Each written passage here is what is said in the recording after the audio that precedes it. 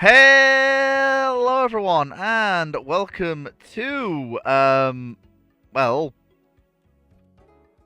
welcome to Fleet's Random Ramblings. Happy Valentine's Day to everyone. Well, first of all, it's only Dragon's job to get Foxo chocolate, because I am not her boyfriend. Dragon is her boyfriend. That is his job, not mine.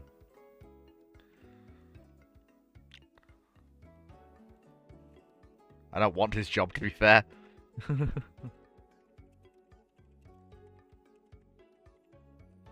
But yeah, how's everyone doing tonight? Has everyone had a good week? I hope everybody's had a good week.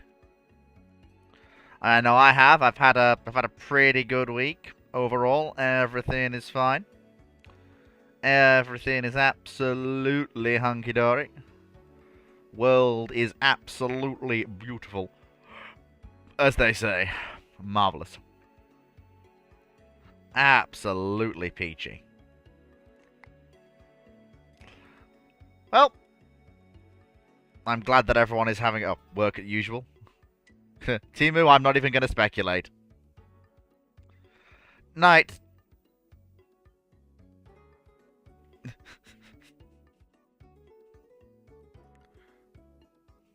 No, Night, I'm not in trouble.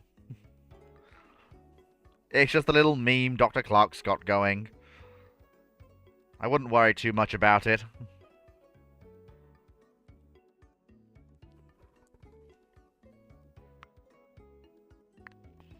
Right. Now then, without further ado, indeed, let's begin. Let me find out where I was, just so I don't miss anything. I think I ploughed through that. I did. All right. Rambling 70. Here we go.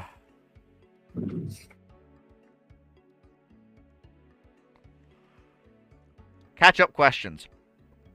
So, as per usual, on a Friday night, Ramblings runs until we finish catching up on questions, or we...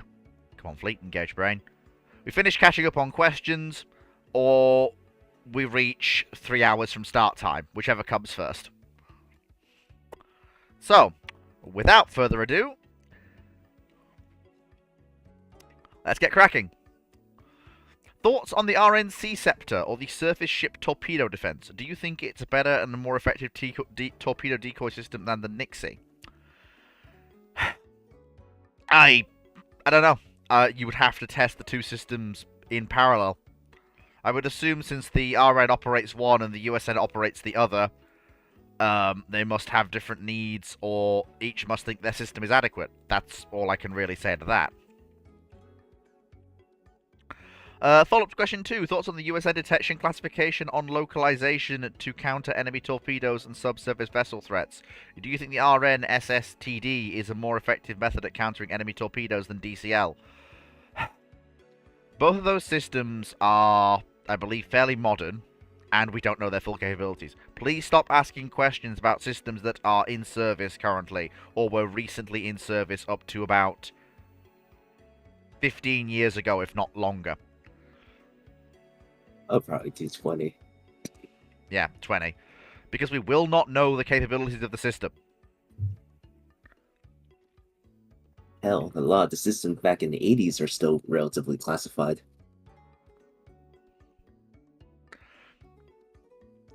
Thoughts on the T3, T2 class tankers? Why they have such long careers in the United States Navy, and why didn't the USN either design or build new ocean-going tankers for their fleet? Because they work, and the US had already paid for them, and there wasn't a war on anymore, so they didn't have to go in. So many as well. Yeah. They could go back to some of the older ones and just cannibalize them to keep the ones they want to keep running.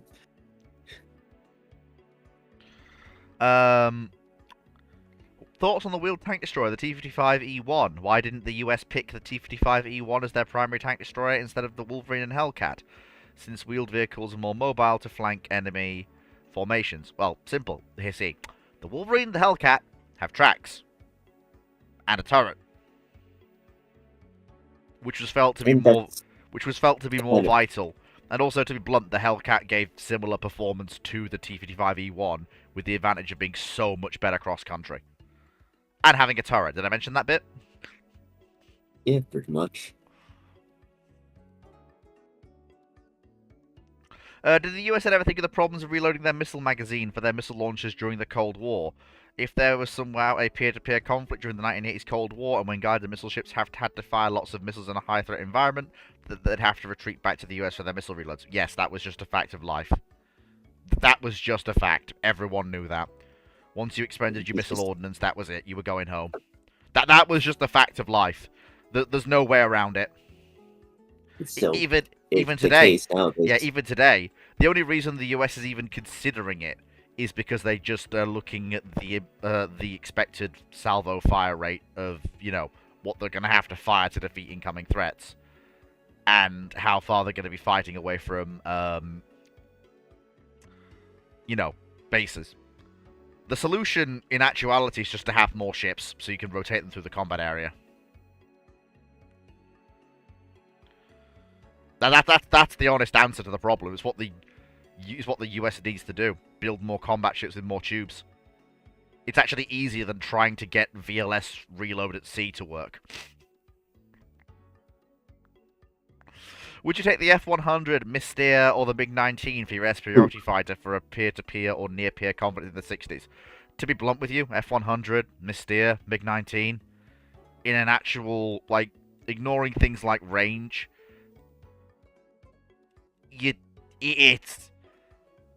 to be honest with you, they're all second, third gen jet fighters. Like, well, 60s. These things are old in the 60s. yeah, I know.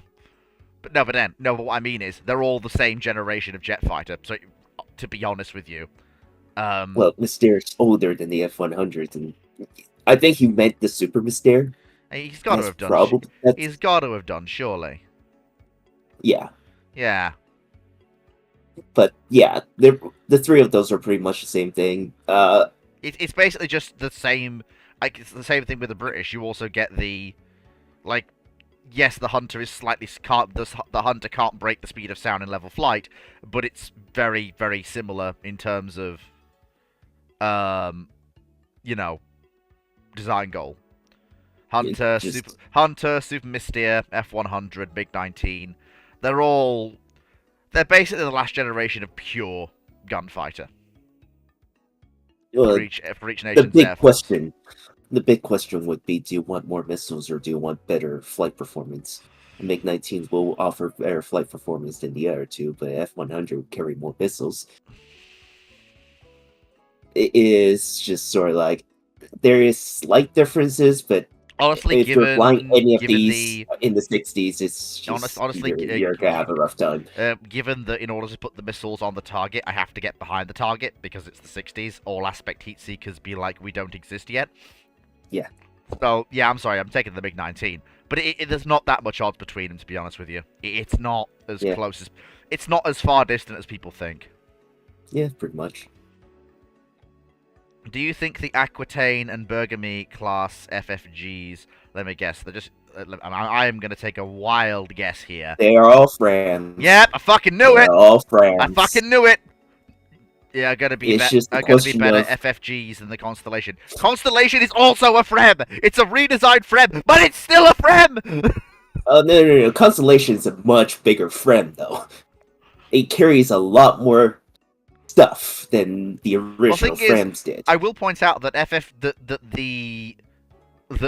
guided missile frigates vary wildly in capability based on what a navy wants them to do. Asking what's going to be better is fundamentally missing the point. Just don't ask questions like that. It is not a case of better or worse. There's very few things in modern warfare where better or worse actually matters. Nowadays, there is a lot more. It's not like in certain characteristics where, for example, anti-tank guided missiles, you can have a better one than a worse one because it basically comes down to, can this thing do this thing?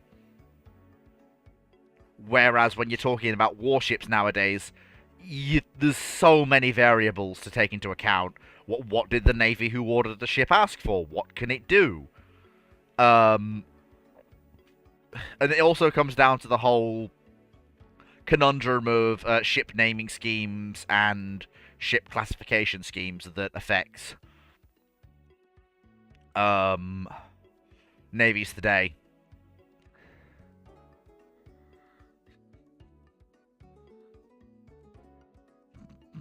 Oh dear, good times.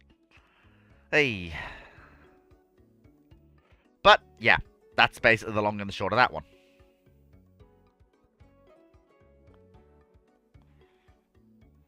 Knight, I wouldn't say the US industry of... Well, the US naval industry just suffered from the peace dividend, same as everyone else's did. Like, the only nation whose industry didn't suffer during the peace dividend is China. That's basically it. Yeah, and South Korea.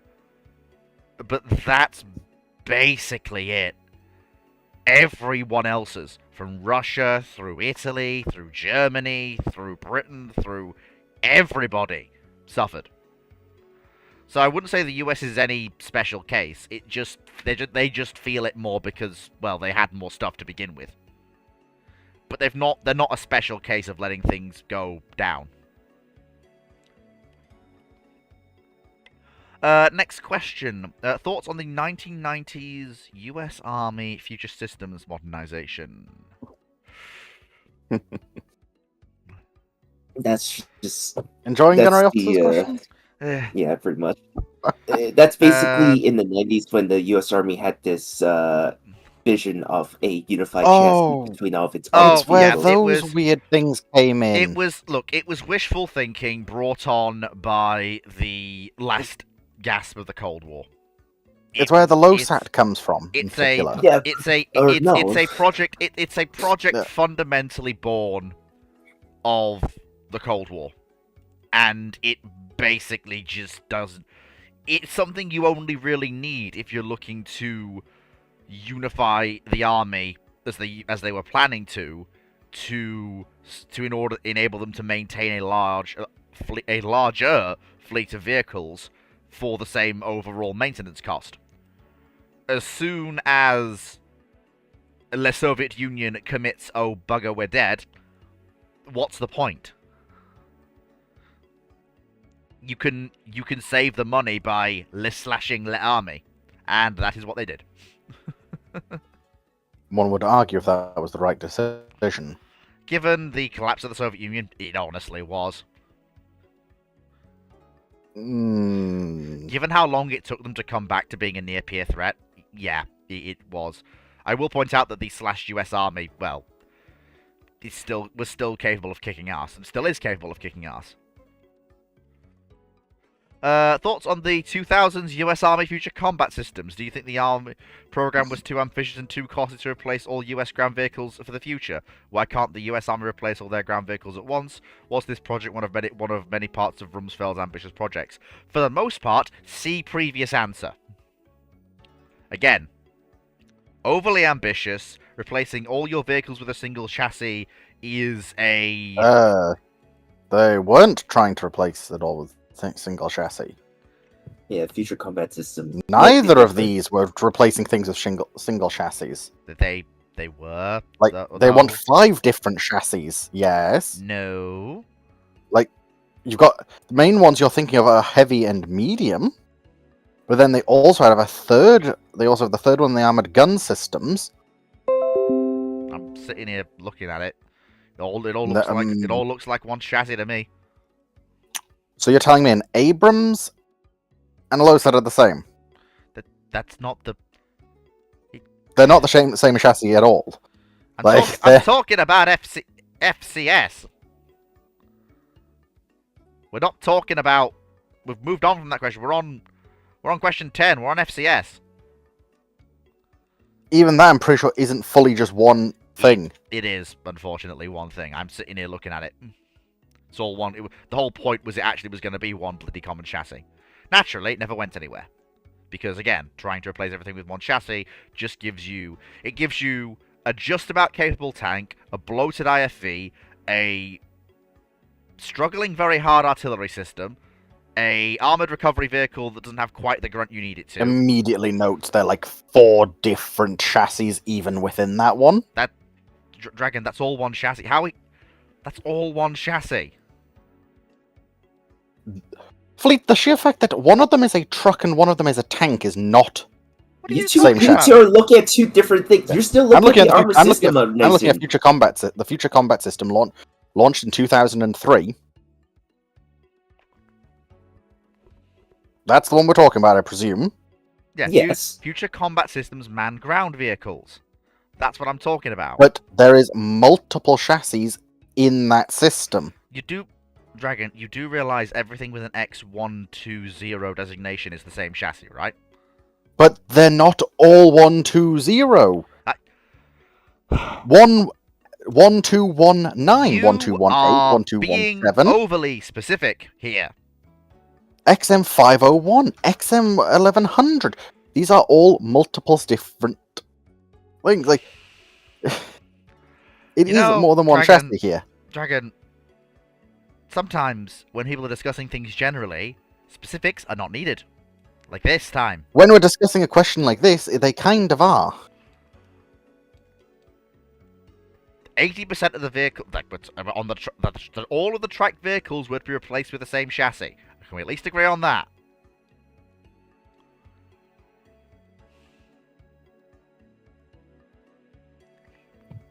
Can we at least agree on that? Because that's the point I was driving at here.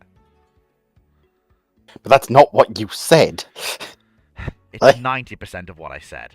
It's not, but... If you want to be specific, then no, not exactly. However, if we want to be general, yes, that's fine. It's perfectly acceptable. It's an acceptable turn of phrase.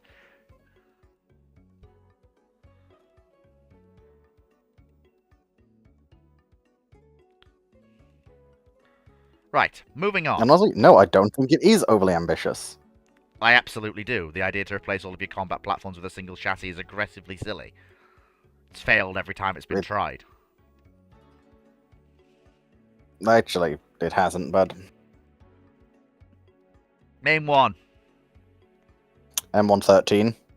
That's not replacing every single system with a single chassis. It's replaced nearly everything of multiple categories, so... Did they build a main battle tank based on it? Did they build a heavy artillery piece based on it? No! And ironically, one of the ones in the past that probably would have worked better is the Alfred Clarence series. All based off the same... Okay, work. to be fair, there's a fundamental difference here. The big thing about the M113 is that it was originally designed as a PC, and then they start attaching things to it. Yeah, that's not the same These as... programs are designing a chassis with the modularity. It's supposed to be able to... You're able to screw on whatever you want onto it. Yes, and every time that concept has been tried, it has failed. The whole Armata project in Russia, future combat systems in the United States. Right, keep in mind, Fleet, the future combat... the FCS doesn't include a tank based off the same chassis as these lot. This is basically equivalent to an M13 and its modifications. No, Dragon, we just Which said why that's not the case. Which one is the tank? Which one's the main MBT then?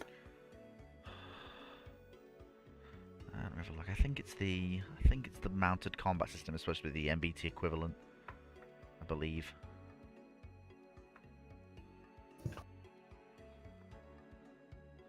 Yeah, that looks like a 120.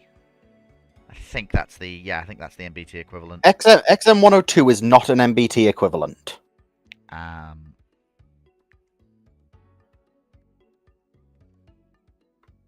can see an MBT in there. It's like bottom from the right of the wheel. Which one is it meant to be, though? Like, I don't even know. that image doesn't really show an actual MB. Bottom left one, did you say there? No, bottom right. The bottom, like right. down and to the right from the. Yeah, that's the not. I think that is meant to be 1202, but even 1202 isn't really an MBT. Well, that's what they're trying to replace it with.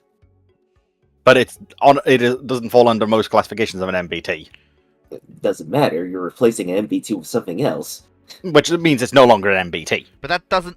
Is my point there? Well, that doesn't. Then that helps. Because they're still trying to replace every vehicle in their family with something new, regardless of the fact they're not calling the MBT replacement an MBT. It's still replacing the MBT.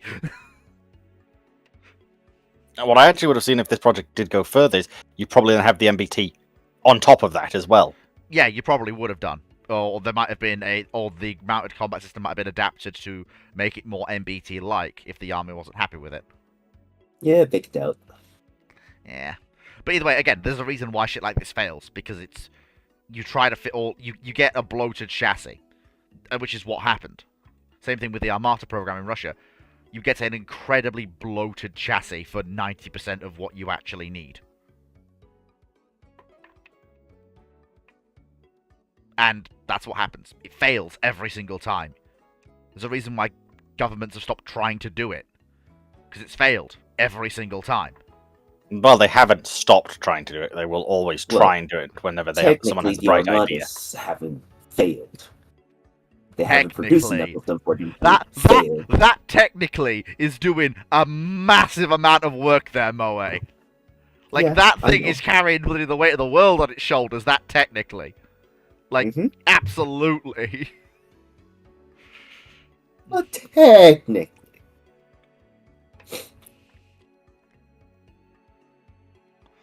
Alright. So. Next question. Thoughts on the British F-115 program for their interceptor? Which of the designs of all the F-115 proposed aircraft is your favourite? And do you think any of these designs can outfly the Avro Arrow, the F-106, or the F-15? Okay, well, first off, I'm going to tell you that thinking they can outfly the F-15 is laughable. The F-15 is an aircraft from the 70s. These are aircraft from the 60s, Yeah. and I'm sorry, but... No, these aren't aircraft from the 50s. I said No, these are not 60s. actually. I said 60s. Yeah, sorry, they're not 60s. Yeah, they're not Yeah, from it 60s. meant- They're from the 50s. Yes. Well, even so, that makes my point even heavier. This is early 50s. Is on top of that, Yeah. like a design initially being considered in 1954. Yeah. The aircraft had to be ready for 62 at their latest. Yeah. No, they're not outflying a fucking... They're not outflying an F-15. Can they fly an F-106? In my opinion, probably yes. It depends. Depends on exactly what comes out and what the... It would depend entirely on how the aircraft flew. Because none of them ever flew. So we don't know. Because on paper specs are lovely. But they are on paper specs. And they don't mean anything. But again... Considering how we know what the companies do, they probably would have done pretty well for themselves. Again, I don't like giving credit to paper designs unless they actually flew. It doesn't really matter. It's a bomber interceptor. All it's supposed to do is go up, shoot missile at Soviet bombers, and then yeah, they're come not back they're home. not really going to be outflying other interceptors. It's just not how that works. And technically, you know, the F-115 or F-155 program did sort of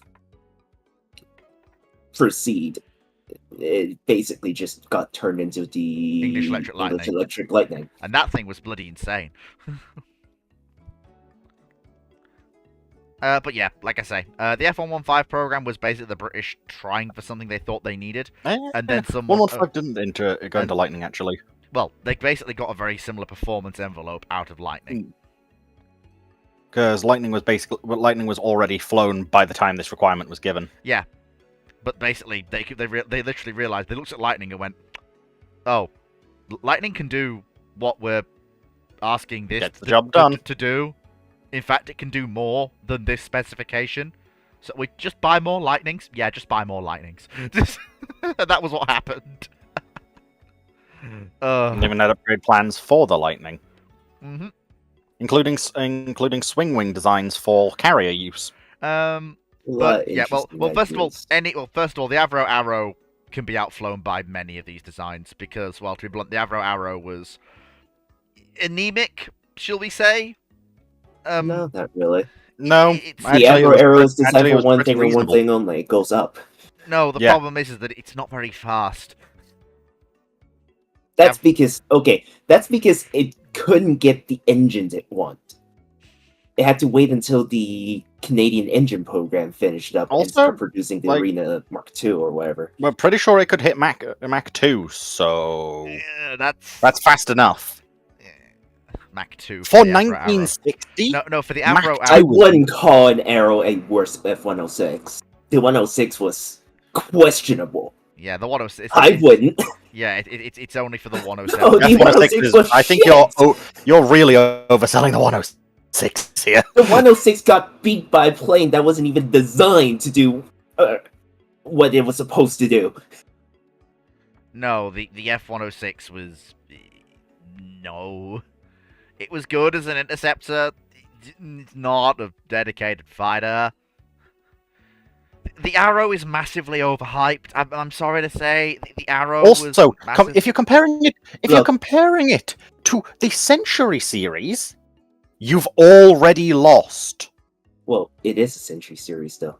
I know, but saying that it's better at dogfighting than any other Century series is saying so little. Like, It's not a Mirage 3. It's bigger than a Mirage 5.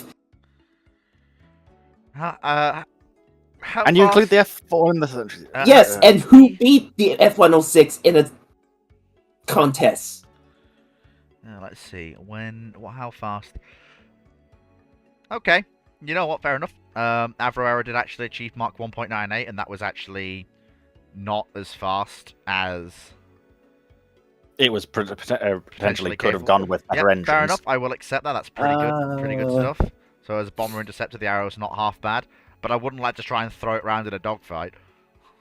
But it's No, not meant you're to not be used. supposed to Why are dogfight. you? Why do people keep? Why I do know. people keep saying? I using know. these in dog- I keep. They are like, bomber interceptors. Dragon. They why- do not Yeah, dogfight. Yeah, Dragon. Why do you? Yeah, Dragon. Why do you think that? I said the Mirage 3 was. Oh boy, here we go.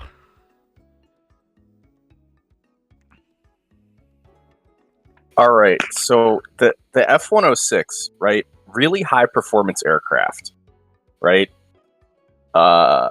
It for at bomber altitude interceptor. could outfly basically any other aircraft in the Air Force. Yeah, at altitude.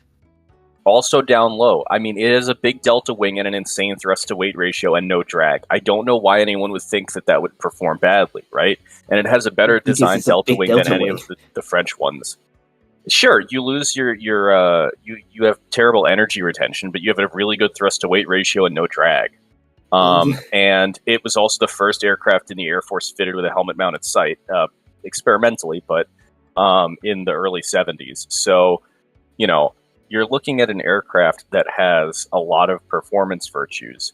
The problem with F-106 was always Falcon was initially not very good, and by the time they made it all right, was very old and didn't get a lot of upgrades. But there were plans and proposals to put Sparrow and Sidewinder inside the F-106. They just didn't go anywhere because Air Defense Command didn't have enough money to deal with it. They barely had enough money to maintain their fleet. But the F-106, the only aircraft that could outmaneuver an F-106 at speed and altitude is an F-104.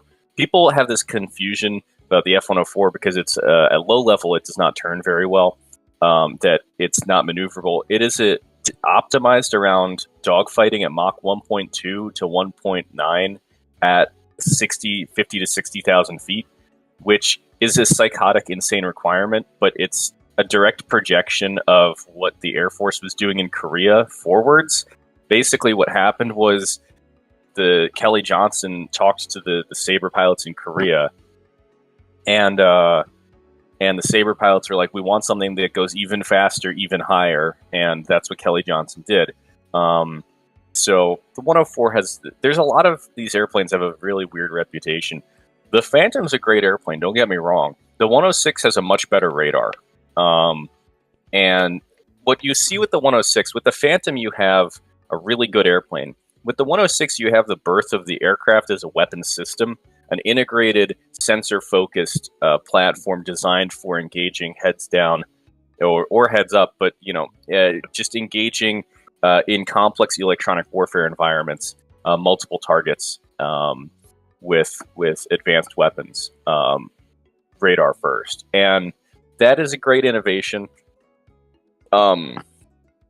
I'll point out that the 106 was really extensively used for dissimilar air combat training and did very well at it. The Arrow, the big problem with the Arrow is that it doesn't perform in any way better than a 106 as an interceptor, but it's twice the size-ish and, more expensive, and has, Sparrow 3 is not a very good missile, or Sparrow 2. It was still liquid fuel, and Sparrow 3 just was better, and they didn't have Sparrow 3.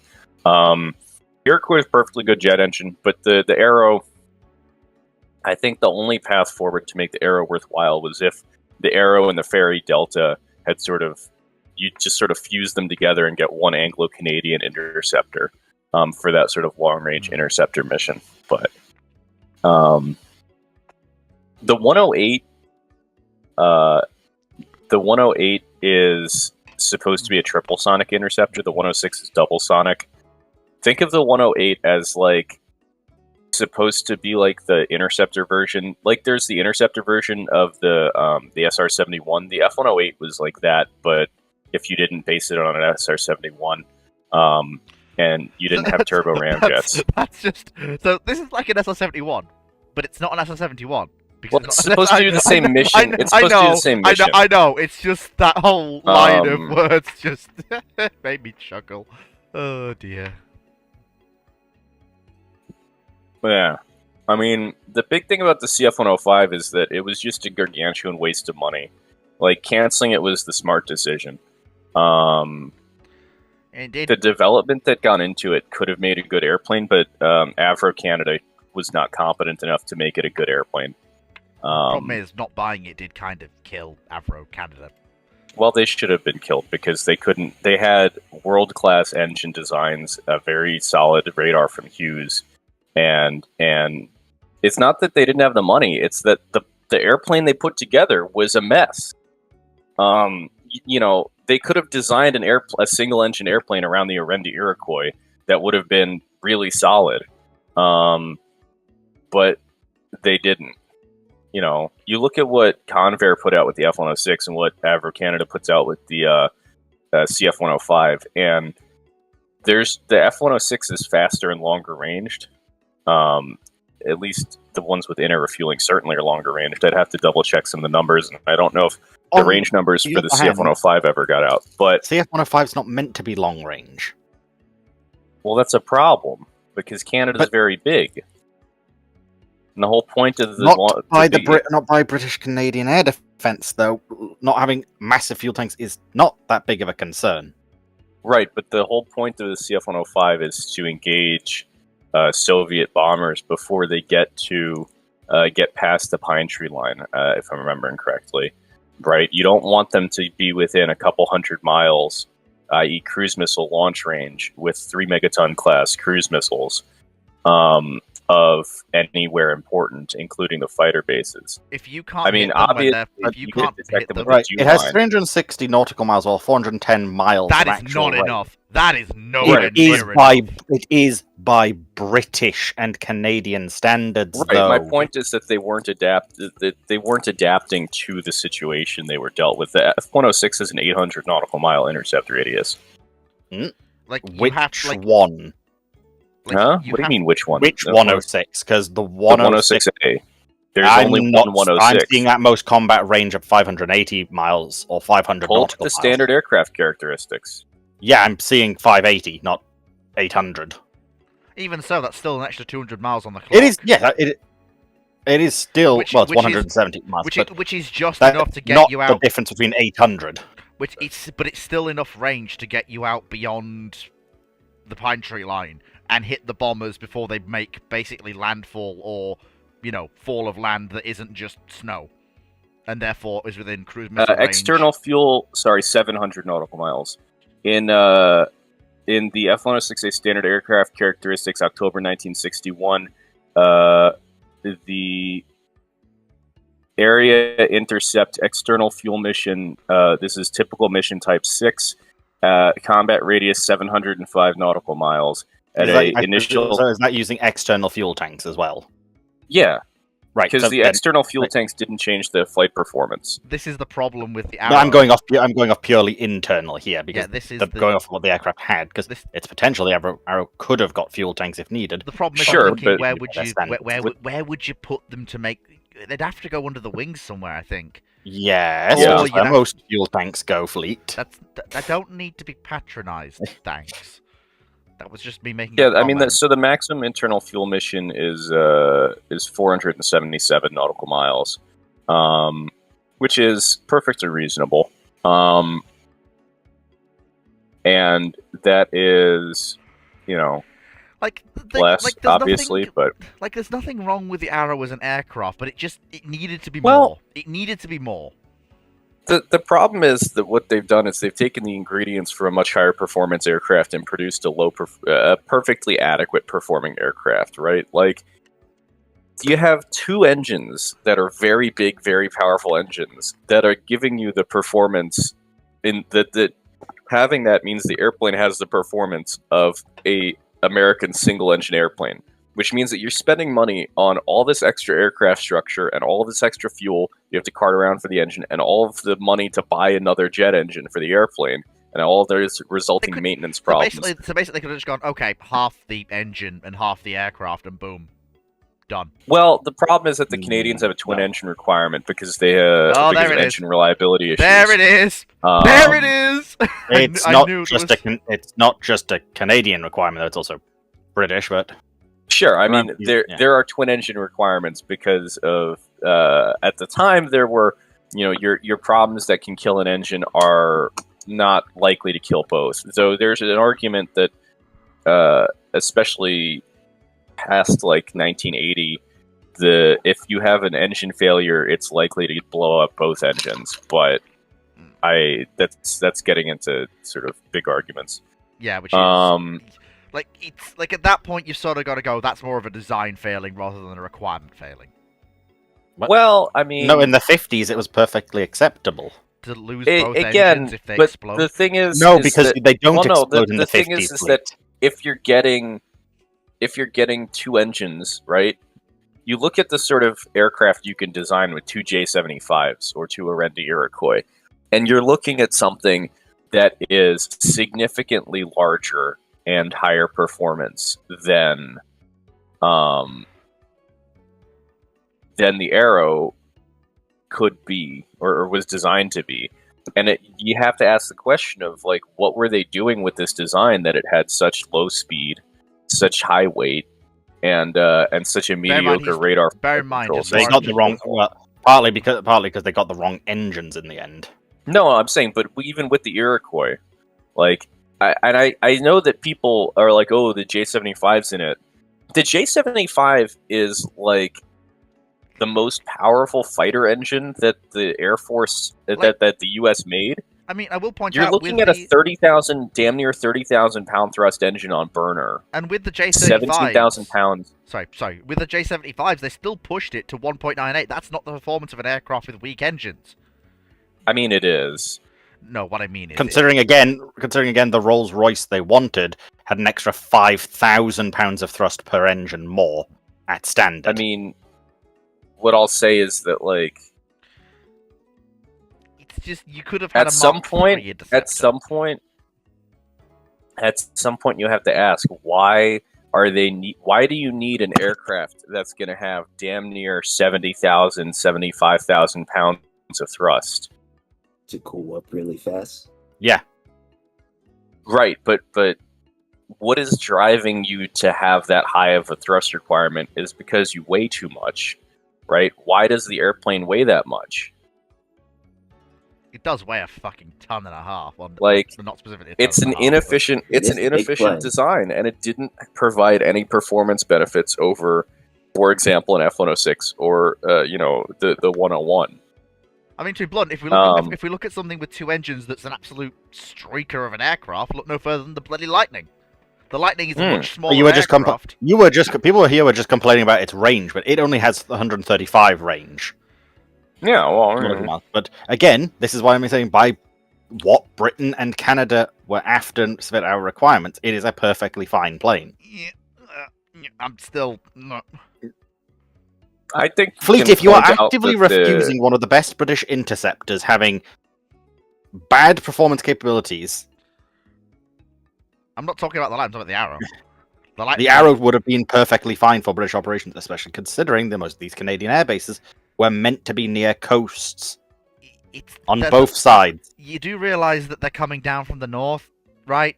Not Even then, this can all be covered. Let's see, what is the range on the 101 Charlie? Oh, that's the fighter bomber version. It's just. So the F-105, like with their better engines, probably would have been a far better plane than it was. Why do you? To be fair, it shouldn't have. Oh, I even- thought you said the F-105 for a second, and I got really confused. Yes, yeah, I did try and I might not the CF. Yeah. It's okay. Yeah, like Like- again, it's just like I do think that Lightning is overhyped. It's a, and it's an. No, it- Lightning's the overhyped. F-101 also sorry, did not Lightning, Arrow. 470. I'm getting my aircraft confused. Arrow is not overhyped. Almost everyone agrees it was a meh plane, but it was So- also acknowledged to be good enough for what we need. The Overhyped in F-101 the eyes had a of people who combat doesn't radius understand. Yeah, of 670 nautical miles. And that's a twin-engine airplane using J-79s. And it's what the Canadians eventually bought, right? What, the voodoo? No, the CF-100. No, the Voodoo. Oh yeah, fuck. I keep forgetting which is which. Those two The aircraft. Voodoo is confuse me. adorable. The Clunk is like charmingly fugly. I think the Voodoo's a good-looking aircraft. Yeah, but to be fair, the voodoo is I designed feel to like be a we've sort long-range of fighter. hammered this into the ground, gents. I'm just gonna we've sort of been hitting this same nail with 5 different hammers, and it's all bent and twisted out of shape now. Like, Well, when all you have is a hammer. yeah. Thoughts, question 14. Thoughts on the AMG-45 strike? Do you think it lacked the homing capability to guide onto enemy radars, especially when the enemy radar operators turned off their emitters? Do you think Standard Arm is a better anti-radiation missile for the 60s and 70s? Well, first of all, I can struggle to think of any anti-radiation missile that can home in on nothing. How are you A supposed to... bunch of them How are have you an so- inertial navigation system or a GPS system that can do some fancy math to get it vaguely near the target when they turn off the I think, radar. I think, Yeah, I Kill think, these. I think they AGM kill 7... the bloody thing. I think AGM 78 had that, but it was it was a later missile. B, it was a bigger missile, Hmm. and it was also a much more expensive Oh, it's- missile. Whereas Shrike, you could just Yeah. go, "Ah, yes, I'm gonna yeet 10 of these off because I can." And Not even Well, just so that. the difference is that Shrike is designed to make them turn off the radar, right? It's a suppression missile. It's not a destruction missile. So Warhead, I mean, it's fine. If it hits, it'll blow it up. But there's a good video I put in the chat about Shrike. But the whole idea of it is to make them turn off the radar because they can't use the radar to shoot you if the radar is turned off. And so the flight time of the Shrike, they have to keep the radar turned off, or otherwise it might catch it back on. And so you can keep them suppressed by just popping off a Shrike every so often, and that can give you enough. But Shrike was also developed for like $2 by China Lake in like 4 weeks, and it's one of these like China Lake Wonder missiles alongside Walleye and Sidewinder. It's great. It's pretty neat. Standard Arm has a lot more capability, but it's also like 1,200 pounds as opposed to like 400 pounds. Like Standard Arm, you can set it to fly out a different direction than the plane is pointing. Like, it has an inertial navigation system, a pretty advanced autopilot. It's a very clever missile for its time. It's got a big warhead. You know, Shrike, sometimes it'll just punch a hole straight through the radar dish, which you can just sort not of explode. run some chicken wire. Well, it might explode, but it might, you know, punch through and then explode in the dirt behind the radar. And, like, that, then you just gotta get some chicken wire and, like, wire the, you know, patch the hole in the radar dish. Because, you know, it's just a metal dish. Like, it's not like you're blowing up the fiddly small parts. So it's all right. Yeah, but no, sure, Shrike was really neat. I just think they're neat. I mean, it was a very early missile, and was it was cutting edge for when it was done, and they kept it relevant surprisingly long through spiraling and upgrades. But you know, there's a 1991 reason during why Desert Harm Storm, they came got about. used.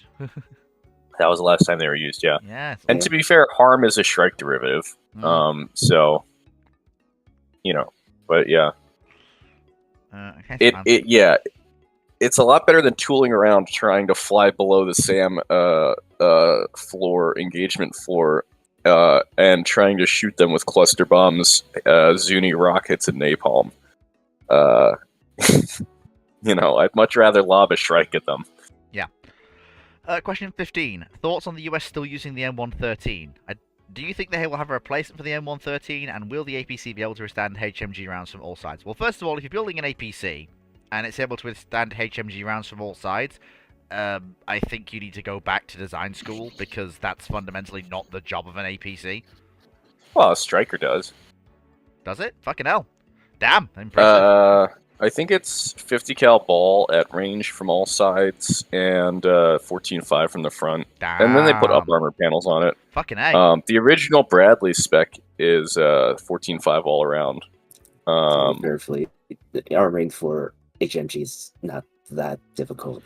I thought it was. I thought the whole point of an APC in the modern era is basically just, well, you withstand HMG frontally. You withstand G. You wouldn't really be able to call it an arm. You wouldn't really be able to call it armored if it couldn't resist HMG fire. Now, could you? Yeah, I mean, armored. You could, if you can resist rifle fire, I'd say you've won the armored moniker right there. Usually, I wouldn't. 60s requirement at the like latest. BTR 70 is like other than the turret, because the turret's more armored. Is like 50 cal from the front, and then like 30 caliber armor piercing from the sides. So like belt fed machine gun, like squad machine gun armor piercing. You know, an L7. That's about the same as M113. But the BTR 80 upped that, I think, to 50 cal ball all around. I'm not sure. But these days, like, basically any APC or IFV is armored again. That's worth the name, is armored against small arms fire and at least 50 caliber machine guns all around. M113 isn't, notably. But the other thing is that if you look at what the lethality vectors are on the battlefield, the things that kill people, even if you look at Ukraine, the things that kill people aren't really belt-fed machine guns when they're running around in vehicles. It's artillery, shrapnel, and mines. And M113 is perfectly fine at dealing with artillery shrapnel, especially if you put some of the up armor panels on it. Mm-hmm. But it's not good at mine resistance, as people noticed in Vietnam when you saw those guys sitting on the roof of it. Because the crumple zone, if you're in the back seat of an M113, the crumple zone for mine blast is your shins. And that's kind of bad, unless you're interested in a VA claim and a lot of pain. Imagine VA claims giving you that.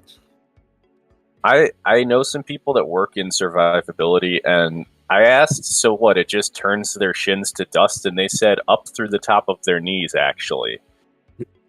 Ew. And that was that was pretty squeamish. But yeah, so nowadays that's why these things have gotten a lot bigger and heavier. Is because if you want to armor it to the same size, but you need to make the vehicle taller, right? Like making the sides of it more armored as you raise the height is a lot more weight. Because you have so much more area to armor. And so, because you need to have it so that everyone's got like a seat that's on springs with a footrest so their feet aren't on the floor, that's enough so with like a seat belt so that if the thing explodes, they stay relatively stable and the whole vehicle goes bang around them. But yeah, like in Iraq, there's Bradleys that when they were upgrading them from A2s to A3s, they got blowed up in Iraq and they had to like hammer the hulls back into square because they were sort of bent out like an egg from mine blasts underneath. But yeah, a Striker is better than an M113. However, the difference between a striker and M113 is we don't have 7,000 to 8,000 strikers sitting in the desert. Hey, So Dave. I fully expect that if the U.S. gets involved in an actual war where we need to mobilize a lot of people, there's going to be a lot of people riding into battle in M113s. Hey guys, what? Box. Hey guys, guess what? What? The metal box broke. Okay, can we fix it? No. Right. Tell Dave to go and get another one from the desert. Oh, you can fix the M113 No, I with know. Wicks and string. Oh no, I know. It's not quite as insane as the CVRT, where it's just using a Jaguar motor. Yeah. Oh, That Jaguar 4.2 CVRT liter is one of those straight funny six. British things where we actually create something that isn't completely shit. I mean, yeah, it's got no armor, but it's zippy and fast. I would love to own one. That and the MTLB that the Russians have, especially the wide track snow version, those bring me such joy. Like everyone says the MTLB is this, that, and the other. I say it's a thing from the 50s that's fully tracked, can tow basically anything, and has a shooty bit on the front. That's Oh, about I don't even need the gun turret.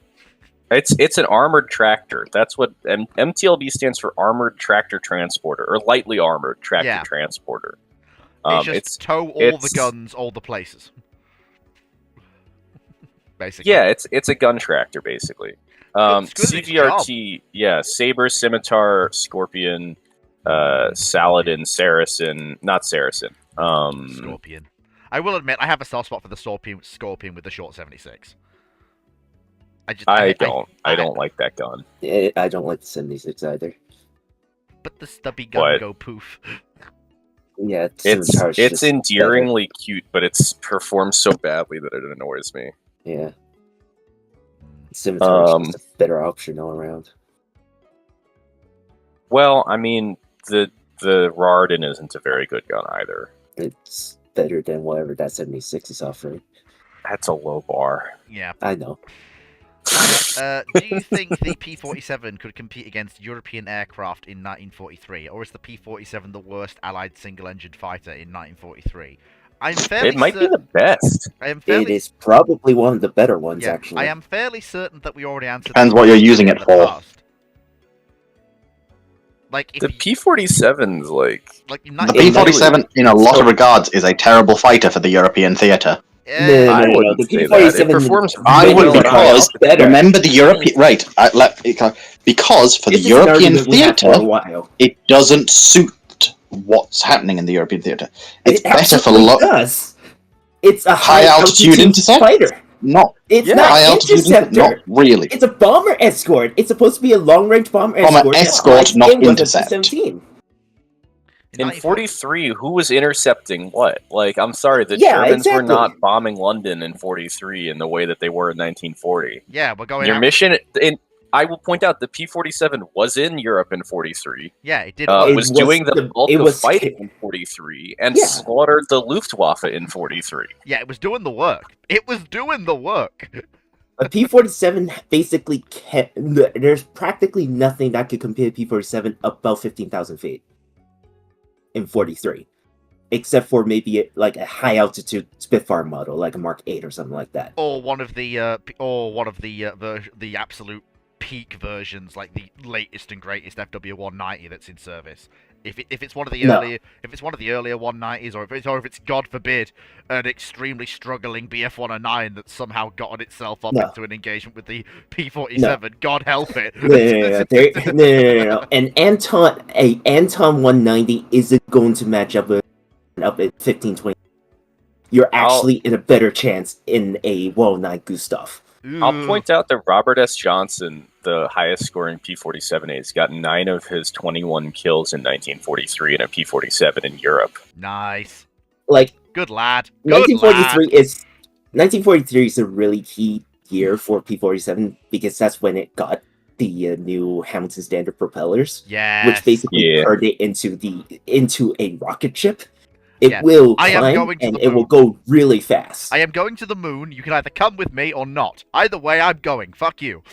The only problem with the P-47 is that it's really expensive for what it is. Granted, it's not as expensive as a P-38. That thing is like Raptor money at the era. Yeah, that thing is just holy smokes, Batman. Why are we crashing? P-38 also suffered because they never managed to get all of their performance upgrades on the same model of aircraft. Yeah. Yeah. They had paddle props, they had a new intercooler and a new turbocharger, and they never put all of those on the same aircraft.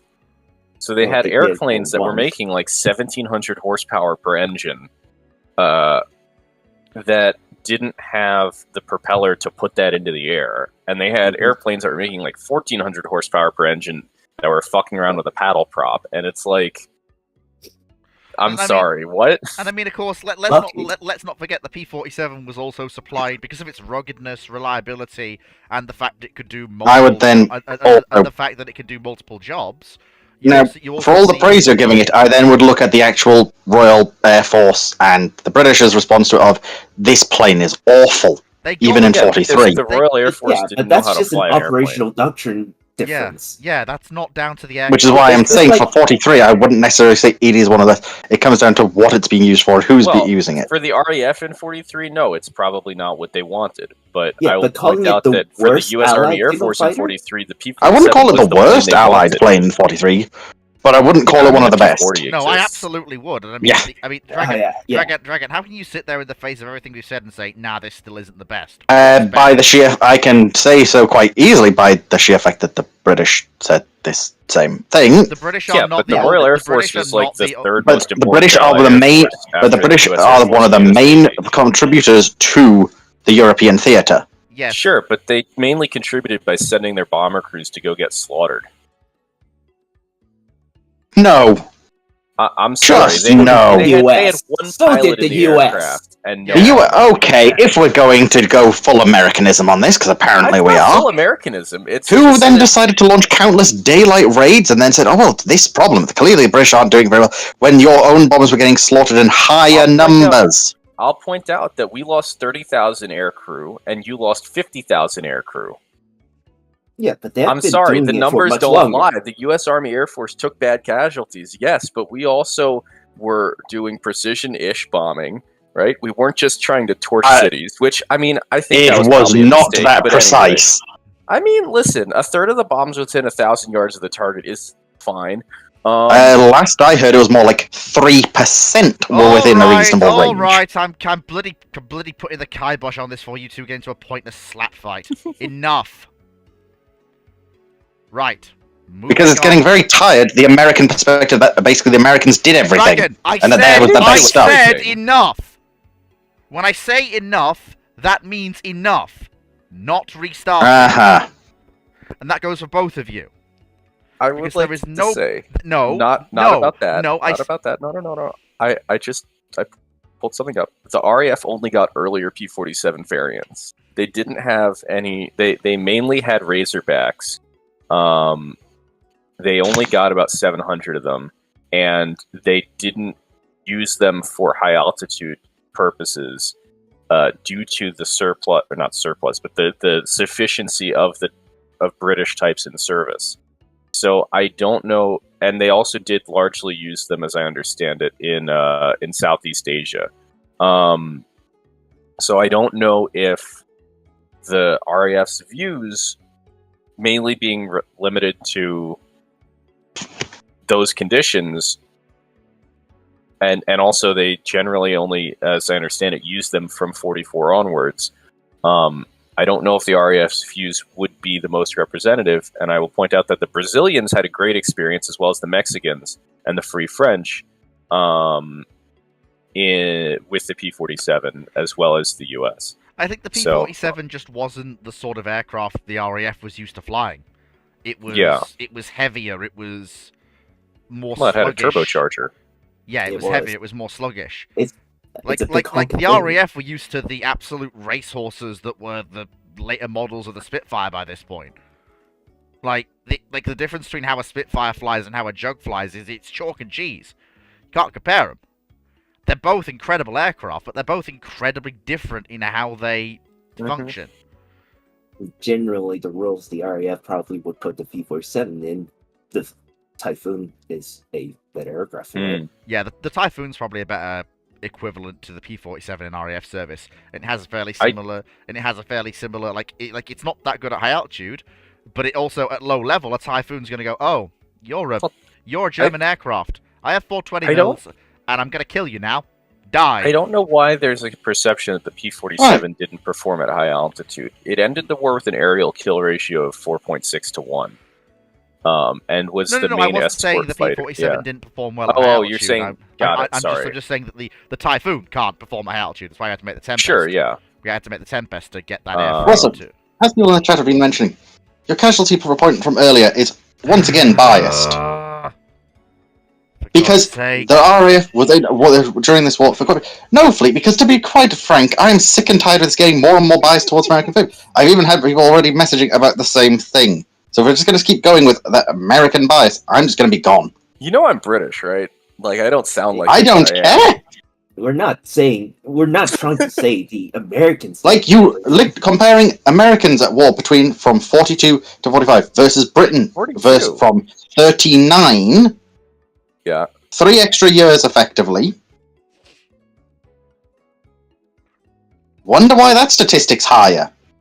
What I'll say is that I think that the RAF I would never want to impugn the bravery and skill of British crews.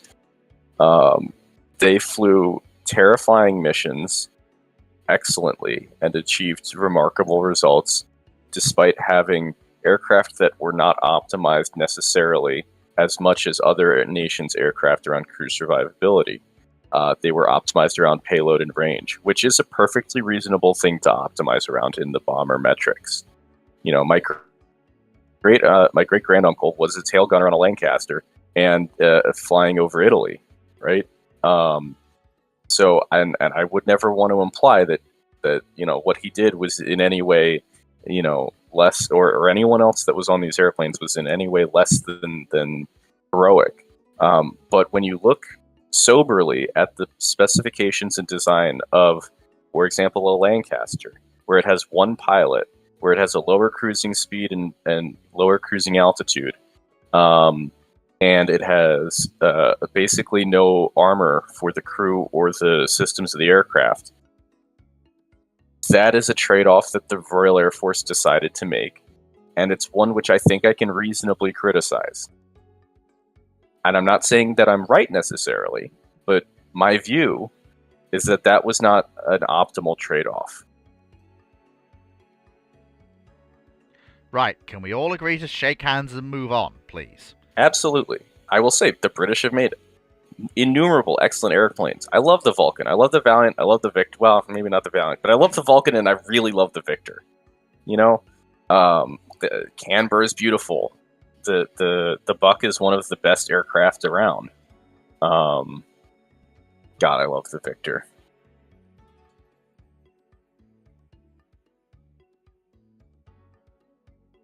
It just has these curves to it that just make it look like nothing else. Thoughts on the B-32 Dominator, the B-29 competitor? What if the US AAF chose the B-32 instead of the Super Fortress? Would they be able to do a better job at strategic bombing and later duty as an A bomber? Well, the thing is... No. The big thing about the B-32 is that it's a fallback plan. If the B-29 wasn't going to make it on schedule or any sort of problem will arise, yeah, it was never ever going to be selected unless B-29 fucked up. Yeah. Which will most likely not happen. Would it be better to B-29? Probably not. It would probably just be about the same. Yeah. B-32 was basically just... well, it gives you somewhat similar performance. I don't know if it could carry atom bombs. I don't know if that's something B-32 can do. No, not if you look at the bomb bay design. It's got to B-29 also couldn't carry a bomb unless it's modified in bomb bay. It has a B-24 style central keel running down the bottom. Yeah. So I'm not sure. What I would also point out is that if we're basically switching things round and B-32 is the main and B-29 is the backup, then there will still be B-29s that can carry the A-bombs. So the difference between 29 and 32 is that 32 is a little faster, shorter ranged with a lower cruise ceiling, and 29 cruises a little slower, a little higher, and for a third again more distance. More. And is also a third again heavier. So B-32 very much was a safer option. It also didn't have the remote-controlled guns. It wasn't as pressurized. So it really was designed to be like a surefire bet. And we still did build like... how many did we build? 118, I think. Yeah, we built over 100 of them. I think people forget that of the programs, the American super weapon programs of the war, the B-29 was the more expensive one compared to the atomic bomb. It was, yeah. It's the most expensive one, isn't it? That's a heck Yeah. of an image right there. That's beautiful. Love to see it. Yeah, God, I love the B-36. They don't even show the gun turrets, too, Yeah, it's a shame, which were that. removed in one of the featherweight modifications. Oh, yeah. But the B-36, people forget that, like, if it had gone to war, you know, that thing has a whole lot of twin 20mm cannons.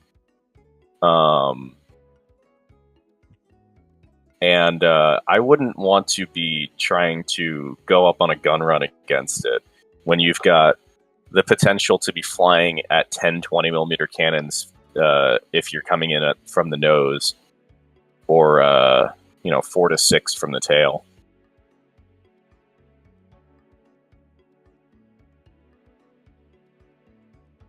What a beautiful aircraft. I've been inside a B-36. I won't post the photo because it would dox me because my face is in it. But absolutely gorgeous aircraft. Yeah. Bigger than you think. I would love to actually go and see a B-36. Like, go to Wright-Patterson. They got one. That would require me going to the United States. I do not have the money. I am lacking That's the fair. finance. B-36. Let me see Later. if there's Yes. where there are survivors. There's only 4 of them, and they're all in America. So, sorry about that. We have more people You on might be YouTube able than we actually to- do on Discord. That is damn nice. Yeah, there's not a lot of people on the Discord today. Yeah. It's the catch-up ramblings, it.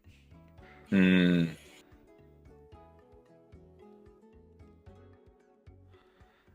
Yeah. Okay, what was the reason for the... fine, okay. Away from aircraft, back I mean- to tanks. Not just Mhm. that, it's also Valentine's Day. Oh, yeah, there is that. Also, by the Yeah. way, Dragon, people were asking, did you manage to get Foxo her chocolates? People have been asking since Dr. Clark was pestering about it on Monday. You think she's chocolate? That's... Okay, let me rephrase that. Did you? Did you manage to get her some hard liquor? Not as of yet. Oh boy, that means it's coming. It's on its way. Though she is resisting to begin with, so... Resisting? Foxo? Hard liquor? That's not right. she likes a good not scotch. It's not scotch, it's not whiskey. Rum! That's the one. I think I've got it right. Although I could be completely... Then again, my memory is rubbish at the best of times, and I get things wrong. All of my bloody information regarding modern weapons. But anyway, moving swiftly on. What was the reason for the delay in the deployment of M24 Chaffee tanks in World War II? If they managed to push their deployment in 1944, would the Chaffee make a difference in the Western Front? They were deployed in 44. Yep. Not very large numbers, but they were deployed. That is were fighting- beautiful. Yeah, in November. They were for fighting second during the half, Battle of wasn't the it? Bulge. I mean, yeah. The second Honestly? half, was there. Honestly, they would not have made any difference, I don't think, either, in the grand scheme of things. Honestly, I think Not if really. all you're basically doing is you're replacing the M5 Stuart and then the M3 Stuart with a tank that has a 75mm gun, and while yes, that can give added capability, the whole point of those vehicles is either infantry fire support, in which case, yes, having a useful HE load will help, but not massively, and or scouting, at which point you don't want to shoot that German tank because you're probably still gonna fucking die. The important thing to remember about U.S. light tanks is that in the U.S., and Cyclic would be much better to answer this, but I think he's at work. Yeah. Terrible, perfidious job having bastard. The U.S. cavalry role, which is what the light tanks were generally for, includes a lot of sort of screen and guard functions that require more firepower than your sort of traditional scout role. So the Chafee was useful for that. And that was an important thing, for example, when Patton was thrusting out with Third Army. Phrasing! Okay, when Patton was going to close the Falaise pocket. There you go, that's better. But I think if you look at the sort of what strategic changes would have ended the war in the West sooner, none of them really have to do with what tanks are there. They all have to do with things like if Montgomery had supported the Canadians better in the Scheldt estuary to open Antwerp up sooner. If you can get Antwerp up before the fall, open as a port, because you've cleared out German 15th Army in the Scheldt estuary, then that starts causing big changes in your timeline, because you can start moving things up a lot faster. You probably don't have the culmination through the fall of 44, where the supply lines are still running over the beaches, because you can move things through Antwerp. And there's a significant chance you get Montgomery's early push plan to bounce the Rhine earlier than Market Garden and just keep pushing through North Germany and not stop. No, Cherbourg wasn't really enough. No. The problem was that the initial plan was that the British would secure Antwerp, and I think that's 21st Army Group would be supplied through Antwerp. Antwerp being one of the world's largest ports at the time, and captured intact. But the Scheldt estuary between Antwerp and the sea was occupied by the Germans. And so even though the port was intact, they couldn't get anything into it.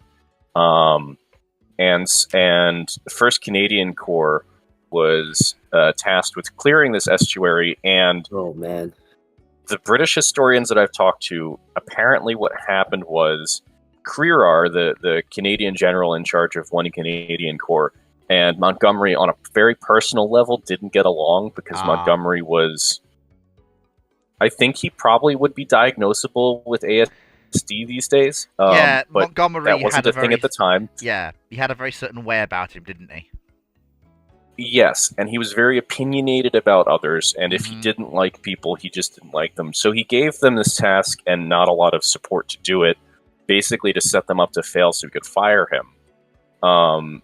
And let this personal conflict get in the way of actually securing a proper, operation. Right, which isn't to say he was a bad general, but he was a person, and all people are flawed.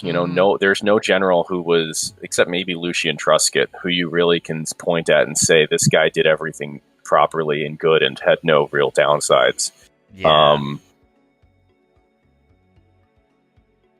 Brother Crerar. Yeah, so it was such I mean, 1st Canadian Corps is they were hard. There's a great book called, I think, Stopping the Panzers, about the Princess Patricias and the Regina Rifles in the fighting, like in the weeks after Normandy, and some of this stuff. There's one point where a Canadian rifleman shoots an SS major in the chest with a Piat from like 30 yards away. And apparently he just disappeared. I believe the correct term for that one, lads, is "oh fuck, your torso is gone now, goodbye." No, I think that from what was described in the book, it wasn't even like there weren't arms left. It was just literally gone. I guess you could say he was heartbroken. Yeah. Valentine's Day joke. Hold on. Let me see if I can. Geneva Conventionalists. I mean, there's nothing in the Geneva Convention that you can't shoot someone with an anti-tank launcher in the chest. I almost called it a rocket. There's nothing stopping from a Abrams gunner shooting 120 heat. Exactly. Indeed, some people would say that it's perfectly reasonable to skewer someone with a dart. It's on my other Amazon. I hate having to. One's Yeah, for just Britain, because sometimes you can save First money Canadian by buying a book in went through hell Britain. clearing that. There we go. Stopping the Panzers. I'm trying to find the quote.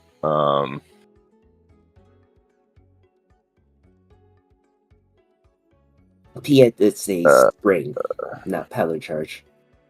It is a very large spring. Spring? Doesn't it have I just love the Piet. Here we go. I'm sorry, Sidona says, I heard a story from a guy who had a Boys AT rifle in France in 1940. He said he once fired it at a German. He didn't know if he hit him, but he wasn't there anymore. As this book says, so this is as the Canadian official history of the action observed, the Germans at this stage leave the impression of rather hasty and ineffective improvisation. The attacks were pressed with courage and determination, but with no particular tactical skill. The operation seemed to have been locally conceived, and control, even on the division level, was ineffective. They were fighting Kurt Panzer Meyer. He gave himself the nickname. Even the SS had to concede that the Regina Rifles and their supporting units had fought superbly.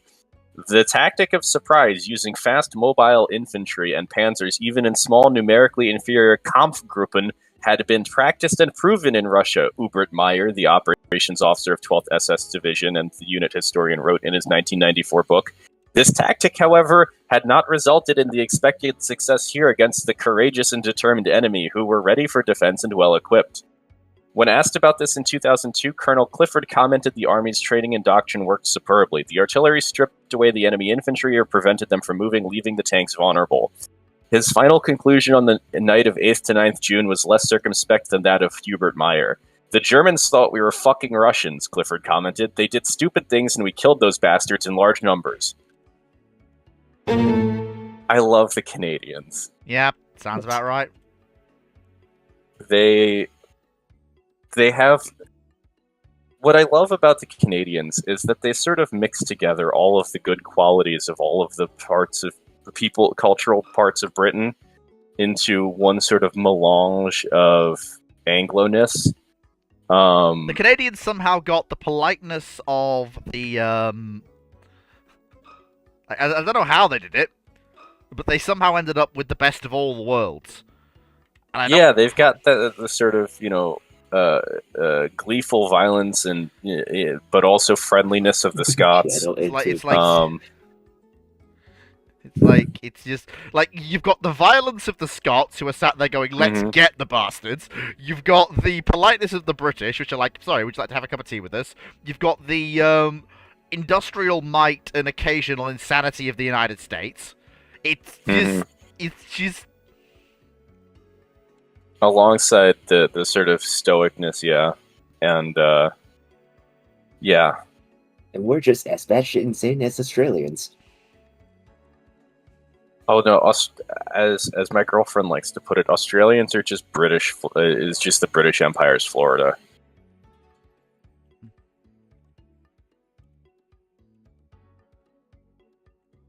Yeah. But yeah, a really interesting book on the Western Front, and especially it's specifically on the Northwest European campaign. If I can find it in Kindle Library. It's very simple. It's called From Victory to Stalemate. It's part of a two-book set, From Defeat to Victory and From Victory to Stalemate. Anyway, we need to crack on if we can. Oh boy, this question. Best Soviet accent. Comrade, you are Soviet fleet commander in charge of one Kirov-class battlecruiser, one Slava-class cruiser, 4 Kara-class cruisers, 8 Sovereign-class destroyers, 3 Yudoloy-class anti-submarine destroyers, 10 Krivak-class frigates, and 6 Victor-3 nuclear attack submarines. You are tasked with securing the Norwegian fleet from the capitalist NATO dogs in a Cold War gun-hot scenario, but we are keeping the war conventional. What is your strategy for going about your mission, Comrade Commander? Don't know why I channeled my inner Premier Chidenko from Red Alert 3 there, but for me personally, you string out the 6 Victor 3s in patrol areas at the bottom end of your operational zone. In order to basically act as a quasi-tripwire against NATO submarine and surface assets trying to enter the operational area. If they engage or detect anything, or you lose contact with them, therefore you assume, since they've not reported, they have been lost, which therefore means something killed them, you then probably deploy a mixed, probably a Udaloi, a Soframeni, and 2 to 3 Krivaks to try and figure out what's gone wrong. If they report encountering a heavy fleet, then you obviously bring not quite the full hammer down, but you should probably bring a pair of Karas and another 4 Sovramenis in, along with the rest of your Krivaks. If they report, oh, bugger me, there's a carrier here, then you drop the hammer on them. How many Victor 3s? Can someone write down how many ships it was? I got it. 1 second. I got it. Here we go. Just copy and paste. Yep, that's the way. There's the question. Hey, Okay. they said I had to secure the Norwegian Sea. They didn't say how much of it. I'm not going to secure all of it. Hold on. Let me doodle on a map. So I would suggest that the most reasonable course of action. It's not just going to be the Americans we're fighting. There's going to be the Brits, the Norwegians, possibly the Danes as well. Yeah, you're going to need more ships than that. But I mean, I can definitely do sort of retreat in depth, but I can't secure the sea. I can't secure the Norwegian Sea with that. So broadly for the surface groups, what you're going to want to do is you're going to want to break those ships into at least 2 SAGs, right? One based around Kirov, one based around Slava. Yeah, that was what I was going to think.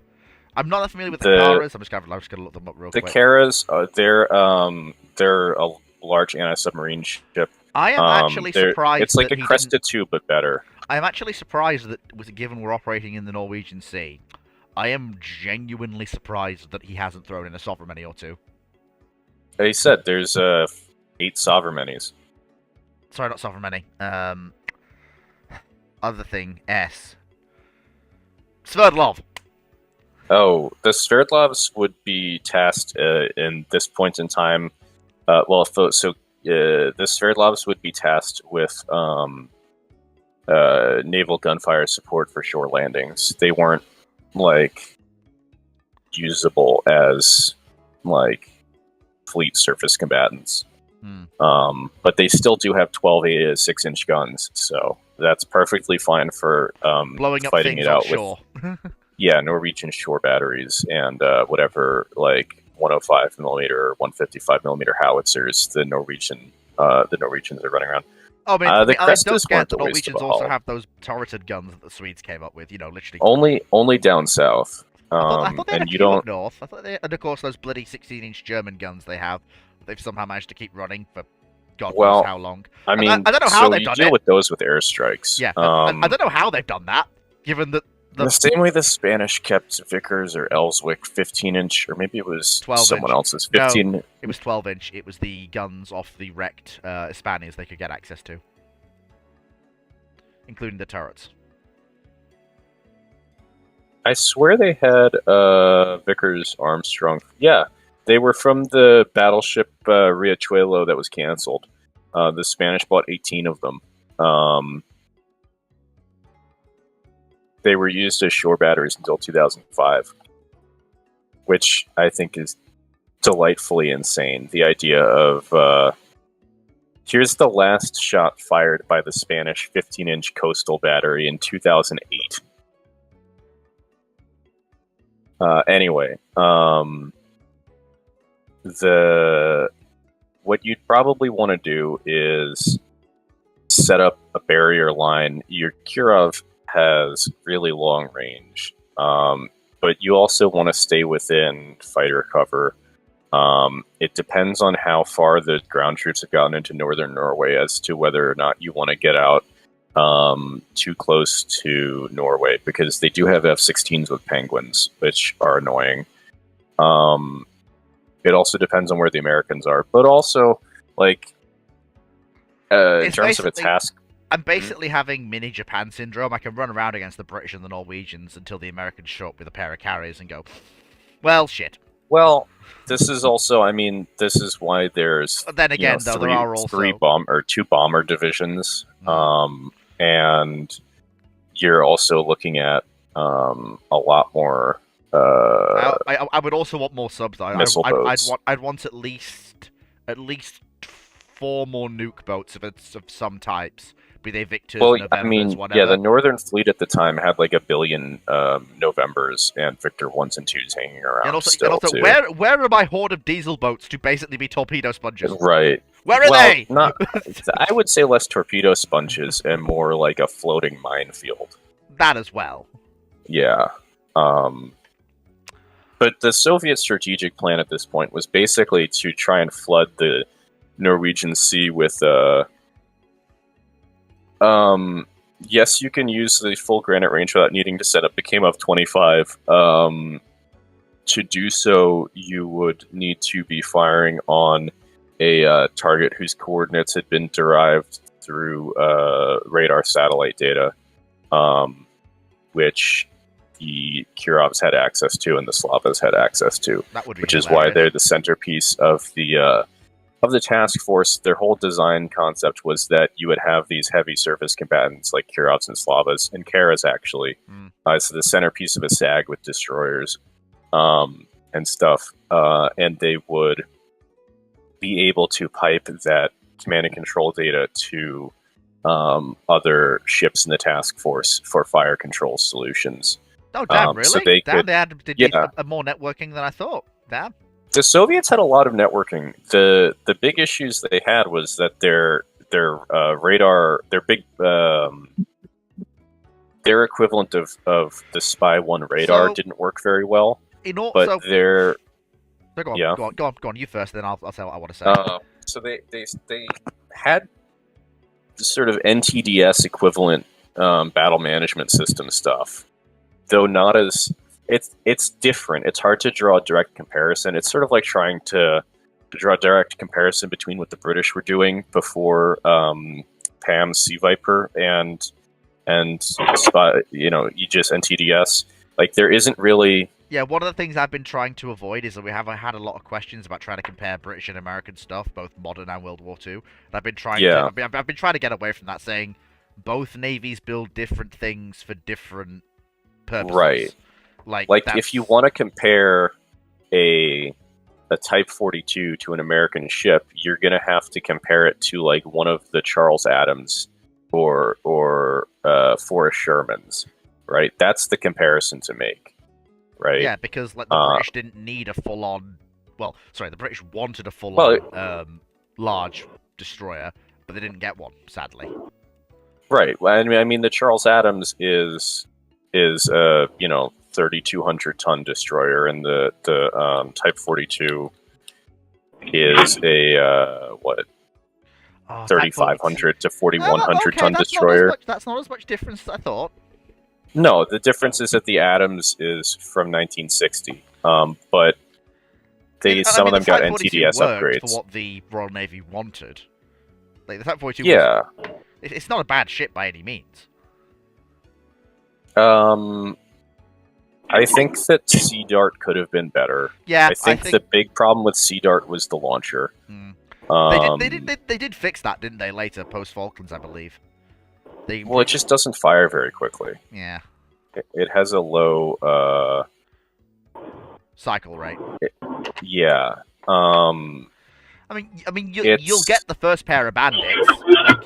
You'll get the first pair of bandits, but right. I mean, the problem with Sea Dart is that compared to it performs better than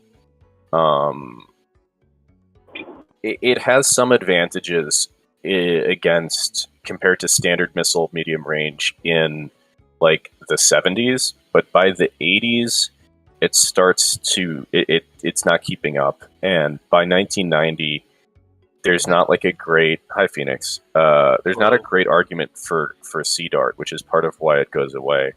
I think with Sea Scepter in it. So Sea Dart was replaced with Sea Viper. which is Oh, very, very good. yeah. Which is Aster. Remember that they joined. Well, so technically, you bounce between. You have NFR90 that pops up in the late 80s, and then this turns into separate projects because there's debate of which missile systems to use.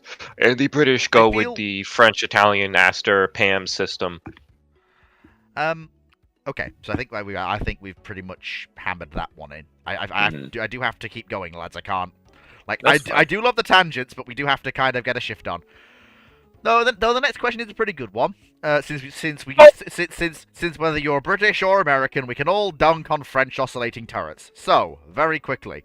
No, you can't, because they're not just French. I know. I was making a joke there. But what was the reason why most tanks don't have or use oscillating turrets? Do you think it's a failed turret design? They're not very good. They're very. You don't need them anymore. Yeah, they're very situational. It's a perfectly reasonable design, but yeah, they're not needed as much. Yeah. They have some issues with sealing them against NBC threats, which was a big problem in the Cold War for them. They're very heavy.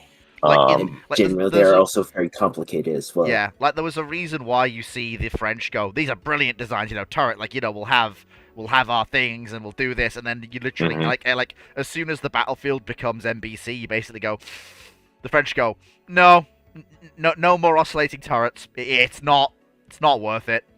You do see some oscillating designs appear. For example, the SK-105, but again, that's not really designed to be sealed against NBC. It's a the other thing is that army.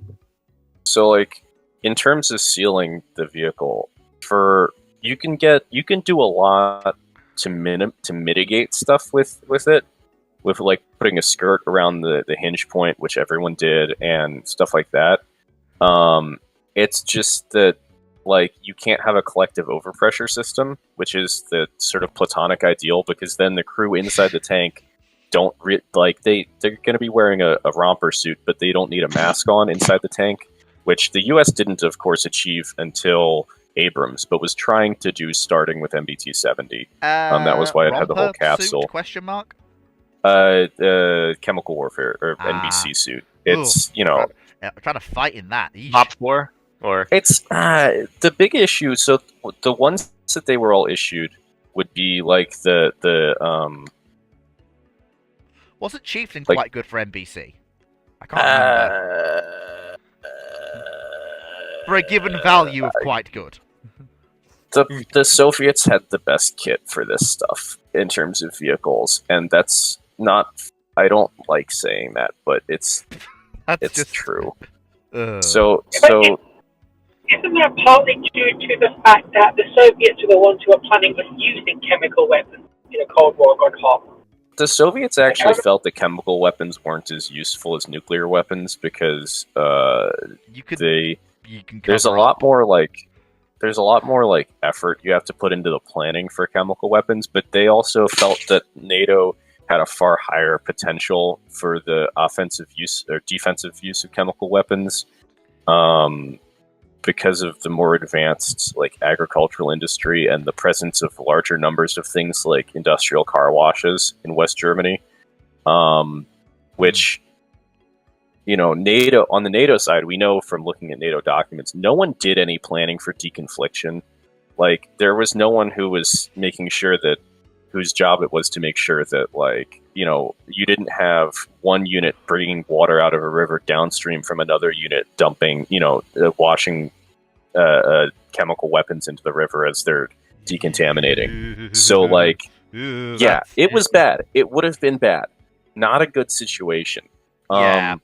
You think nuclear weapons are a problem, all that fallout goes away in a couple weeks largely. Which it still sucks, but it's not as bad as. It sucks, but it's manageable. You just sort of don't get out of the vehicle, right? Because fallout, you got to remember, isn't a gas; it's dust. So as long as you have a dust mask and spurts off the vehicle with a hose, you're pretty well fine. The big issue, as long as you aren't irradiated directly by the blast of an atomic weapon, you're fine. You can remove. Depending on the weapon, most of the time, if you are dying from radiation effects, the radiation effects you're dying from are infrared, not gamma or X-ray. There are weapons that have such low yields that the prompt radiation is the primary lethality metric. This is stuff like atomic demolition munitions. If you don't bury it, the prompt radiation has a higher lethal radius by like 200 yards than the blast and the thermal effects. But at the other side of that, prompt radiation is line of sight. So all you have to do is duck before it goes bang. It moves at the speed of light, so once you see it go bang, it's kind of... you've already been zapped. But the fallout is like dust and stuff that gets activated that's thrown about. And so... that you can think of more like if you've ever done any demolition work or dealt with plaster dust while like renovating a house, it's like because that's visible. It's more like that. You are giving me horrific nightmares of the time I spent cleaning and painting a massive old factory. Horrors. Yeah. Yeah. Man-made and natural horrors beyond my comprehension. Too many fucking spiders! But also, like, so that's another thing that people You don't get think the about. building How checked. The nuclear spiders? Just kidding. with chemical and nuclear weapons, people don't think about the impact it would have environmentally by the fact that, chemical weapons, organophosphates, chemical weapons, which is nerve gas, are pesticides. That's where they come from. They kill insects a lot better than they kill people. And they kill people really good. So... you'd basically be wiping out the entire like insect ecosystem in Central Europe, and like no one's quite sure what would happen after that. It's like ecologically. But you were saying, what did you say, Foxo? Something about a building? Oh, I'm just going to ask, did you get it checked for asbestos first? Oh yeah. No, I was just told to clean it and paint it by my work because they couldn't think of anything else for me to do as the apprentice. I got a face did mask. you wear a dust mask? I did, and I hated it. So I hated with it with a passion. asbestos, yeah, asbestos is concerning. But the trick with that is that you just gotta wet it down because it's you're worried about the dust getting in the air and breathing it. So if you spray it down so it's wet, then it's okay. Turpits, liquefied asbestos in handy pressurized cans. Mm-hmm. Oh my god! Oh my god! No! If you go into HMS Belfast's engine room and turbine room, or the boiler room and the engine room, all the pipes in there are covered in asbestos, and there's signs saying don't do that. I will say I found the boiler room deeply unsettling. I don't know why. It's the part of the ship where the fire's burned, so it should be deeply unsettling after a fashion. Although one of the things I find most unsettling is actually the turbine room, because you just think it's quiet now, but you imagine the thought of all those fine gears meshing properly, and the tolerances in the engine. No, it's not so much. It's not creeping out. It's more just sort of awe mixed with horror that we can build something like this, and it worked, and it saw war service, and this machine span at thousands of RPM and drove this massive thing through the water that humans built. It really brings sort of what we can do to the forefront. It just, I don't know, it sort of just left me in awe in a way, Yeah, it's the same. It's the same feeling I get. It's the same feeling I get whenever I see a real steam engine. Like I've seen them countless times. I've seen them running, but it still gets me every single time. What wigged me out was the pressure in the boilers. Oh yeah, well there's that too. You ever happen to visit the States and specifically the DMV area, so around the capital? No. Check out Udvar Hazy Center, which is an extension of the Smithsonian's Air and Space Museum, because they have a ton of engines on display, both from the putt engines that went on initial aircraft all the way up to jet turbines. It is fascinating. Pax River also has a whole bunch of them on display as well. I remember, including a cracked Harrier engine with a Pegasus engine, which is pretty cool. Like one of the biggest things I've ever seen, and one of the things that actually does make me go, wow, is the B-52 at Duxford. Just walking into that hangar, and it takes up the entire thing, and you look at it and you go, fuck me. Like, it is a proper, just you walk in, and that thing just takes up the entire hangar. And then you walk up to the cafe at the back of the building, and it's still in front of you, because it takes up the entire building. And the wings stretch out on either side. And it's just, and even just on its landing gear, the bottom of the aircraft is still, it's not quite as tall as a person, but it's still high enough off the ground that you're going, fucking... Does Duxford have an F-105? No, sadly, they do not. What were you going to say, Foxo? Something about the... No, they do have an F-105, it's not on display. It's with their F-104, and it's not on display. Oh, they do? It's in really bad condition. Yeah.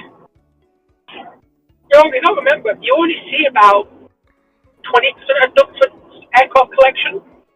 The rest are just in too bad a condition to show. Yeah. Back in a And tick, the folks. F-105, It's like a number of their tanks they have. yeah, it's like the F-105 they have at Duxford, though, they can't do anything with it because it's radioactive. What's radioactive about it? It's a mixture of Is it like radium faces on stuff, or is it Magthor? it's radium paint and it's still got its original radar thing. Oh, that's fine. And so What could possibly go wrong? There's a bunch of stuff. So, the Air Force Museum has a Bomark missile that they can't display. Because the Bomark missile was made out of this, this is a 700 nautical mile range, so about 1,500 kilometer range, nuclear tipped active radar homing surface to air missile powered by ramjets that successfully intercepted a B-17 at 700 and some nautical miles in the conventional warhead blast radius in a test shot. With the intercept controlled from 1,500 miles away over telephone cables. So this is like the triumph of insane 1950s, vacuum tube engineering, right? And it was made out of this new lightweight, high-speed, high-strength alloy called Magthor. I'm sorry, Which did is- you just say there's something in the real world actually called Magthor? Yeah, it's a Oh magnesium my thorium God. alloy. Oh my god, that's awesome! What are The you nice made You know of? what? What are you made of? I'm made of Magthor! That's just awesome. It's a really neat alloy because it has very low creep, if I'm remembering correctly.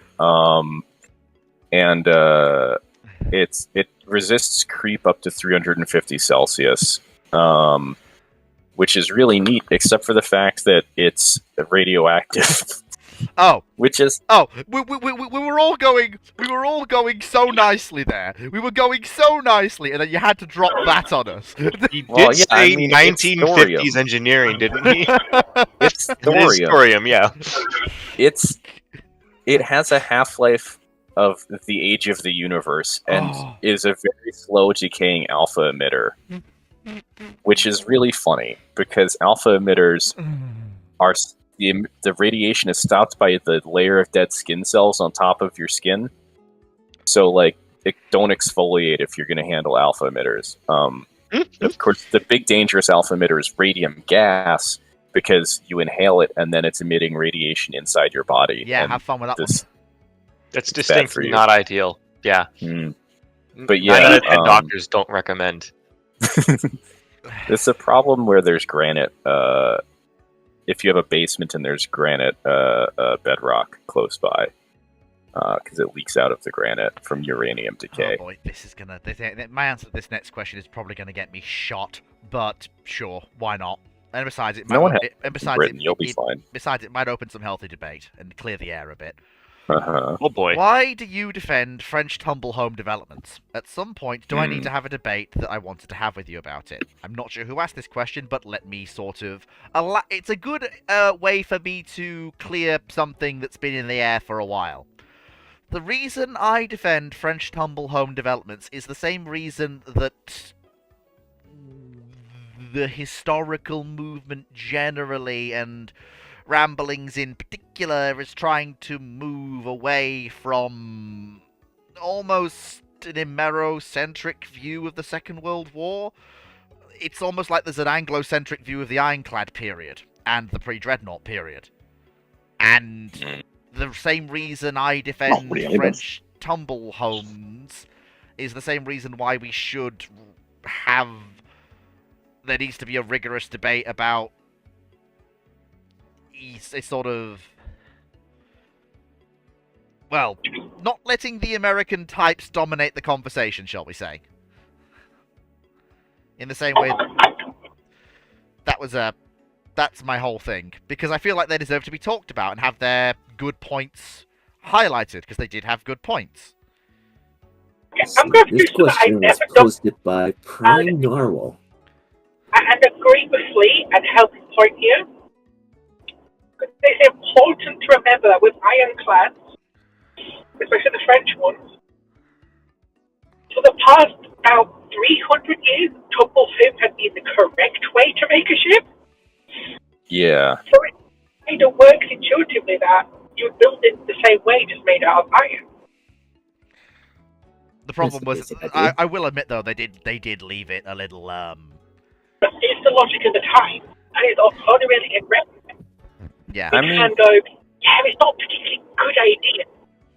also, like, designing ships is hard. Yeah, and So they had spent the had last, a few whips. and they spent the last 10 years between their last ironclad and the completion of Hoche, not really building anything else. So yeah, Let them speak. Let them speak. They're speaking well of you. Go on.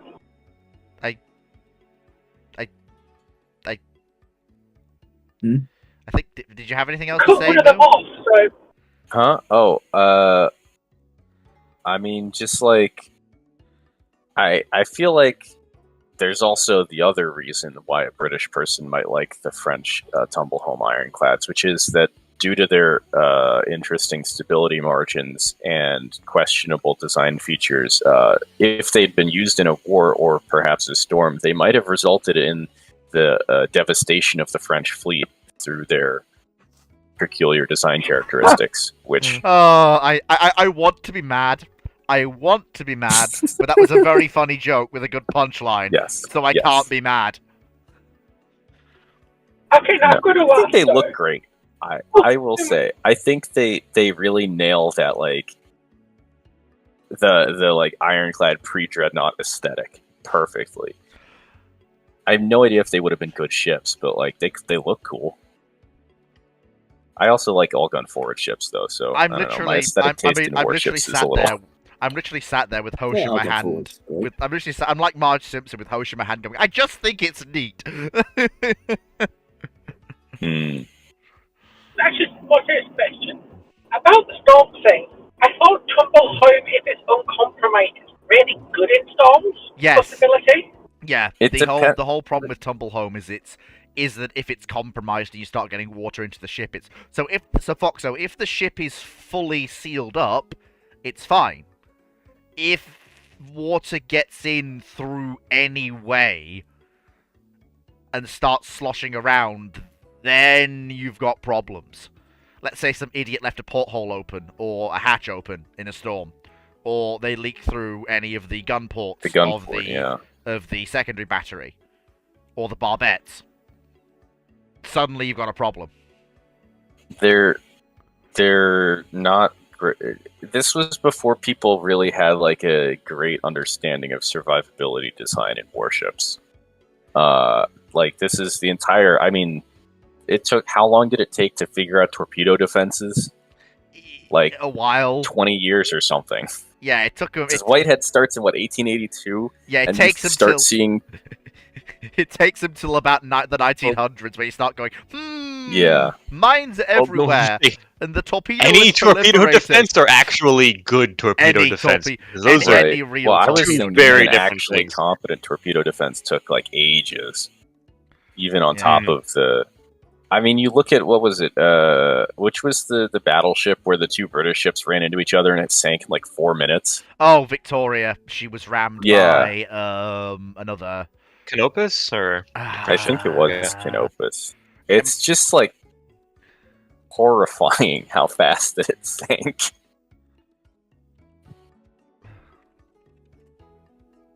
Let me see. When was she? No, sorry, Camperdown hit her. It was one of the sea ships. You come and have the ramble though, Yeah. which would make I mean, what didn't in that period? To be fair, Yeah. Yeah. Camperdown had a round bow. She was one of the admirals that was fitted with a round bow. It's just not like to be confused with the World War One era admiral class, of which there was only one representative. Don't get the two mixed up. Okay, question for Monday. What happens if you swap the admirals around? that is a hell of a question for Monday. That is a hell of a question, Foxo. That is, yeah. Put that on the list for Monday. Somebody asked that question. That's a good one. You lose Hood, but you gain how many was it? Let me have a look. How many were there? You gain 6 ironclads. What do you do with them? That's a good one. Okay. historical examples suggest you use them as depot ships for storing whatever the hell you feel like. I mean, I will point out the admirals do have a good history of blowing things up on the shoreline. After all, they spent a good year shelling Crete. I will say, like, the whole usually you can't really convert like oceanic warships into landing ships very well because they have terrible they have draft issues. So like you might beach the ship and you're still in like 20 feet of water, 7 meters of water, and you can't really like jump over the side and walk up to the shore like that. There's all sorts of interesting stuff. Where is it? I gotta find the tab. There's a really interesting. Well, I don't want to get off on a tangent if there's a question. But yeah, landing ships generally have to be purpose designed. Next question. We actually a fairly good one. Article is that Dragon? What do you read that number as? My brain's going muddled. 18. How can you not read that? I don't know. My brain's just Yes, not working. 18. Thank you. XVIII, 18. My brain's not working all right, but then again, what else is new? Learn your Roman numerals, I man. know my Roman Indeed. numerals. My brain just didn't connect the dots. Well, So you haven't learned your Roman numerals. But I have learned. I know what that is. I just couldn't. It was on the tip of my tongue. I just couldn't. Brain not function. It was on the tip of your tongue, then why couldn't you get it off the tip of your tongue? Because my tongue's made of lead. Then use a fork. These ones called the Romans, they go to the home. Yes. If your tongue's made of lead, how are you not dead from lead poisoning? Simple. Because I'm already on fire. It's actually because lead's good for you. Not in those quantities. Big not lead wants to keep you down. Big not lead. Oop. Okay, I'm anyway. sorry, here we see some American water company propaganda. Oh Don't my replace goodness. those lead pipes. American The water. problem with lead is that it's so convenient. Ugh. It's like the problem with oil. The lick tape from the 1990s. The It's big just lead. lead's really useful lead. and good at stuff. Like, it's really easy to work with. It doesn't rust, really. It's Indeed. like, it tastes good. You can I make love paint pencils. out of it. I was Mild curious. concern over that taste good comment, but okay. Lead Out of tastes. curiosity, do you have a pet rock? I Where do it not says have lead a pet paint? rock. I'm convinced lead paint is the only reason those things took off in your generation. I'm far after the pet rock era. The pet rock is from the 70s. How old do you think I am? In your 60s. I was born in 97. He's only a year older than me. Oh, Hang on. oh, okay, sorry. Is this a joke I'm too Gen Z to understand? It was 2000. Sorry, let me translate this into Zoomer. I was not aware I was older than you, but alright. Is this I just have the spirit of an ornery bastard. I'm not actually that old. Can we get back to the Yes, fucking- Yuki. Before I You're just younger than Fleet. keel over and moving on. For context, I was born in Did critical damage to Fleet. I'm going down. Send out an SOS. Man overboard. Go to the Goddamn camp lifeboats. Go to the lifeboats. Pan. Fleet's going down by the bows. Good, we need to blow a few holes in you so you don't go down quicker. Article 18 of the Washington Naval Treaty is not adopted. Yes. What of their disposal fleet could the RN actually sell, and to whom? Well, I can think of a few. Nations. So, for example, the Turks put Yavuz in for a rebuild. In, let me see. When does she go in for her rebuild? Because this is a. Do they? Yeah, they do. Because Washington Naval Treaty is around the time the British are actually kind of fighting the Turks. It's like a trauma defense. No. It's when she comes up. It's when the ships come up for a removal, and then being rebuilt. So basically, when Yavuz is rebuilt, is about the time that it's. Yeah. 1926. Yeah. So. No, the Well, problem is- 27 to 30, really, but Yeah, because the problem. Thing is, if the Turks know the British can sell things, do they invest in a floating dry dock and rebuild her, or do they just wait for How Princess were the Royal British? or one of the other Princess battle Royal. cruisers to come up for a purchase? Were the British defined as like just Britain and the Dominions?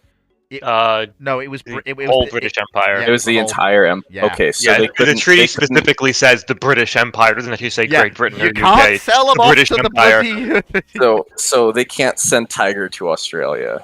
Well, No, you also, can. you've got other nations who want to buy Tiger at this period. Yeah, so Sell it. Just sell the entire set of Uh, 13.5-inch battle. Chile and Sweden both want to buy Kind of a her. question of Yeah. who has the money at this point in I time. think the Swedes Kind are of the probably. problem after It the On the other hand, That is they a don't good have to. They're question. not selling off Tiger. Well, the Well, thing you is, just sell it to Chile and ask them Well, the to give thing- it back well, if there's a war. Well, no, it's because at this point the Royal Navy wants Chile more, but Yeah, wants the thing- Tiger more than that. yeah. right. So it's because Tiger's not going to come up for disposal till second London. She doesn't come up for disposal Mhm. till second London. So basically, what Also, we're talking. Chile so the suffers first- from a critical they- problem called I have no money. Yeah. So the first series of disposals that we have to look at is first London. So we need to look at because nobody wants the disposal fleet that Washington gets rid of. So nobody wants the 12-inch ships because they're not. Yes, they competitive. do. I'm pretty sure someone in South America would. Sweden and Norway both looked at them. Once again, Chile looked at them. Brazil tried to look at them. I'm pretty Where's sure the one of emphasis the on the warlords disposal would be ships? interested in grabbing something. Yeah, it's one of those things where I only really have clear ideas for the 30s. For 20s, I'm not too sure. I feel like The Swedes look at Lion, well, look at Tiger and go, we want Tiger. The British can't give us Tiger. Okay, can we get Lion? No, we can't get Lion. Because they just can't be Fuck. sold. They have to be disposed of. They can't be sold. well, but If- isn't Yeah, but the the whole Swedes point of say- this question Oh, like yeah. what if Yeah. you The could literal sell? question if you is, can sell. what Yeah, if they basically- are allowed to sell their disposal fleet? No, They no, won't no, sell no, I know. Tiger, but Well, they have to at some point because she has to go in second London. They have a choice with which of the 30. Which. Well, no, because not necessarily, because the change in this treaty could affect other treaties. I think that's Well, the problem. The problem that we've But that's got. not the point, Roger. No, I know, but in general, saying that Tiger will have to be scrapped later is also not accurate. So wait, It should be for the fleet, because the fleet's one turn. Yeah, exactly. Yeah, which makes The perfect fleet sense. still wants Tiger. Yeah, so the Swedes will probably They end up won't with get rid of Tiger. her. The Iron Dukes could Eh? honestly, I could see, What? I could see so Iron Duke herself will probably still be retained as a training ship because the British still need a training ship. The other, how many Iron Dukes were there? Were there 4 or were there 5? 4.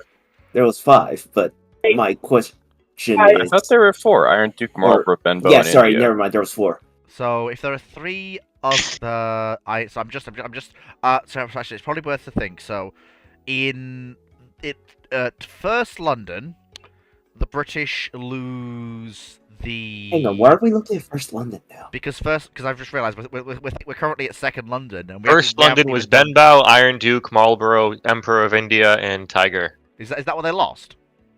That's what they had to dispose of. Oh yes. wow, really? Okay, okay, never mind. So we are looking at first London. So sorry, I'm being an idiot. So I think there's what? Well, what did you say, 12? Foxer? You had something to say?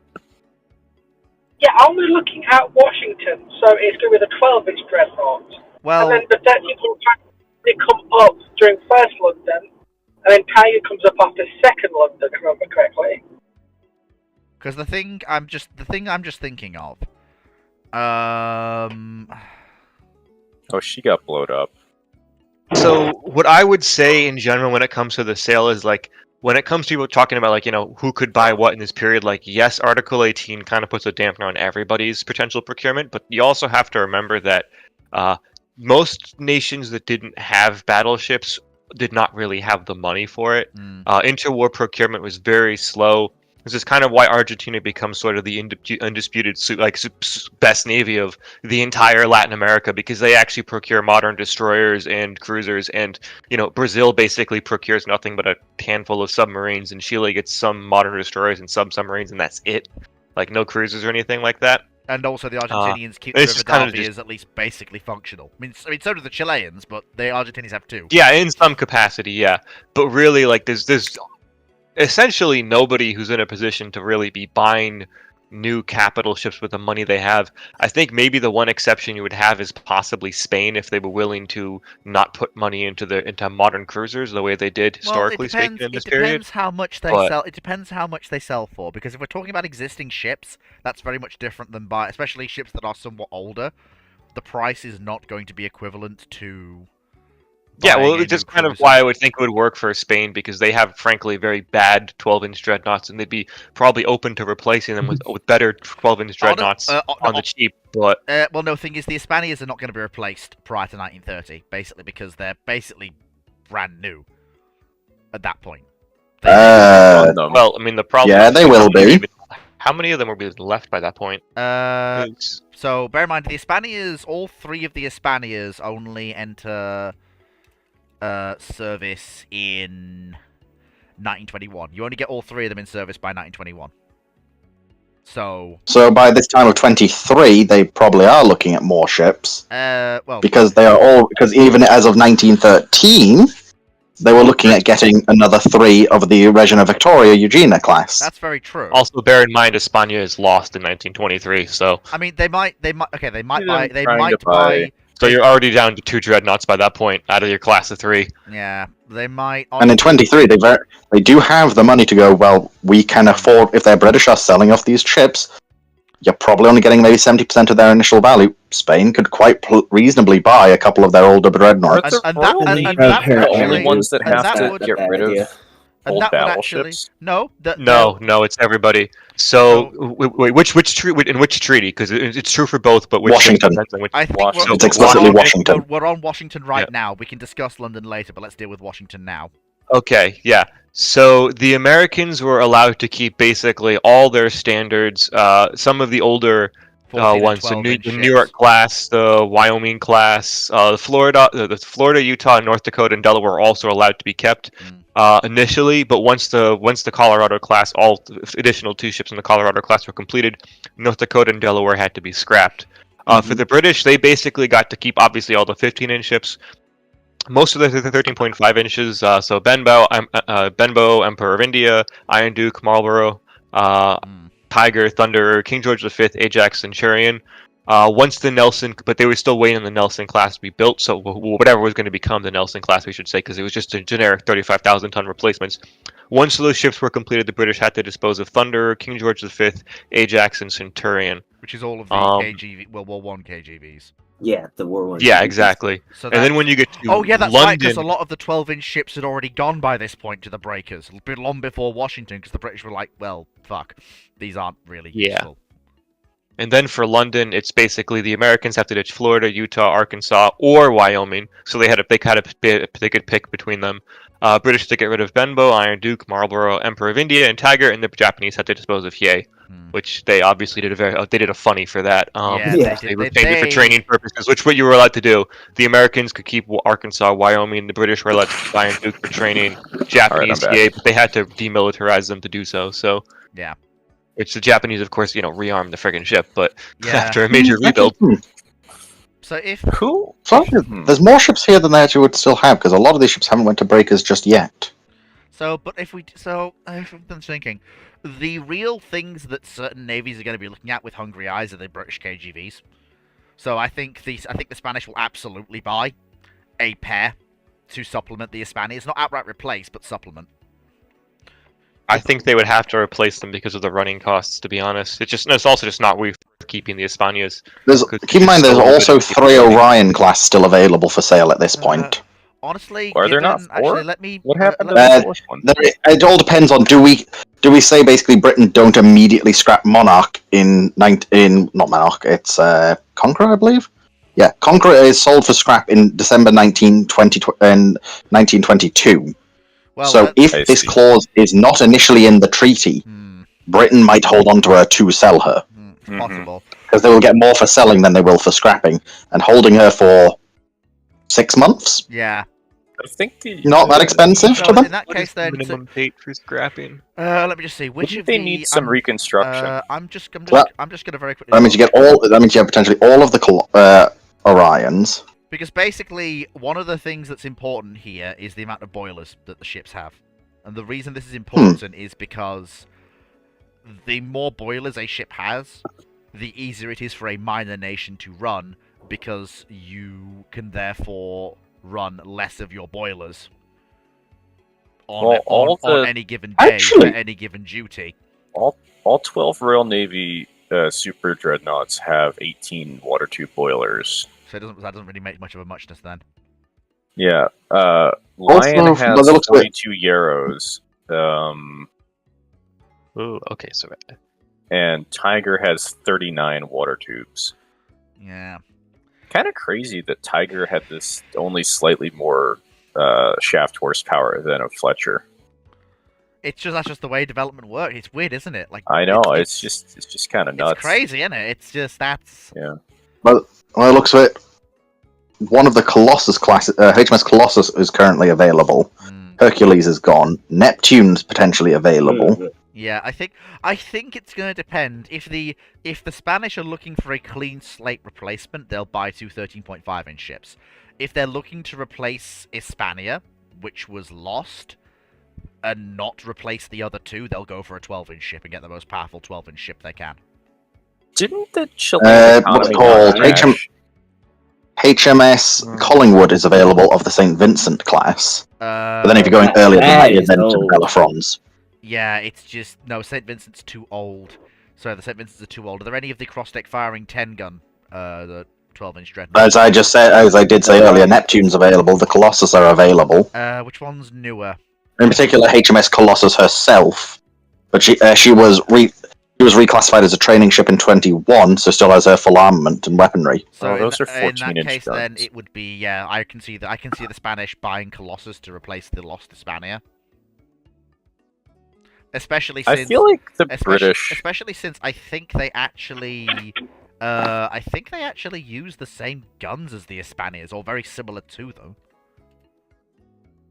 I can't remember if the Hispanias have 45 caliber or 50 caliber 12-inch guns. I wonder if the British would try and use giving the Chileans a sweetheart deal on newer ships. Well, remember the Chileans are at this point still arguing, excuse me, where's our other battleship we paid you for? What do you mean it's now an Right. aircraft So if carrier? the British, what if the British like gave a sweetheart deal to the Chileans for like a couple of? They're both 50 super caliber battle dreadnoughts? fleet. Yeah, they're both 50s. I mean, the big issue there is that the Littorio class used 14-inch guns, not 13.5s. But so you have two different calibers. But Wouldn't be hard to get them moved over to 13.5s. yeah, Like if Chile actually wanted that, the Royal They Navy could- could very I guess reasonably the British rearm could them. Or- offer rearming Admiral That Littorio, Baker salesman's about to be very happy. Mm, and then like two Orions. South China maybe? Spanish would look at it if they are being offered them for cheap. yeah, dirt cheap. I could also see a bunch of cruisers. Did the Royal Navy have to cut cruiser numbers? No, the Washington Treaty didn't touch cruises at all No. because the French were absolutely apoplectic over the capital ship ratios. Were Uh, the thing is, IGN, the reason they would go for a weaker ship is because it's the treaty period. What the number of capital ships has suddenly changed. The idea of what capital ships are has suddenly changed. Well, it's also It's not the same thinking as the pre-war period. I not wonder done. because I feel like the Chileans would, especially because the Argentines like actually got their battleships.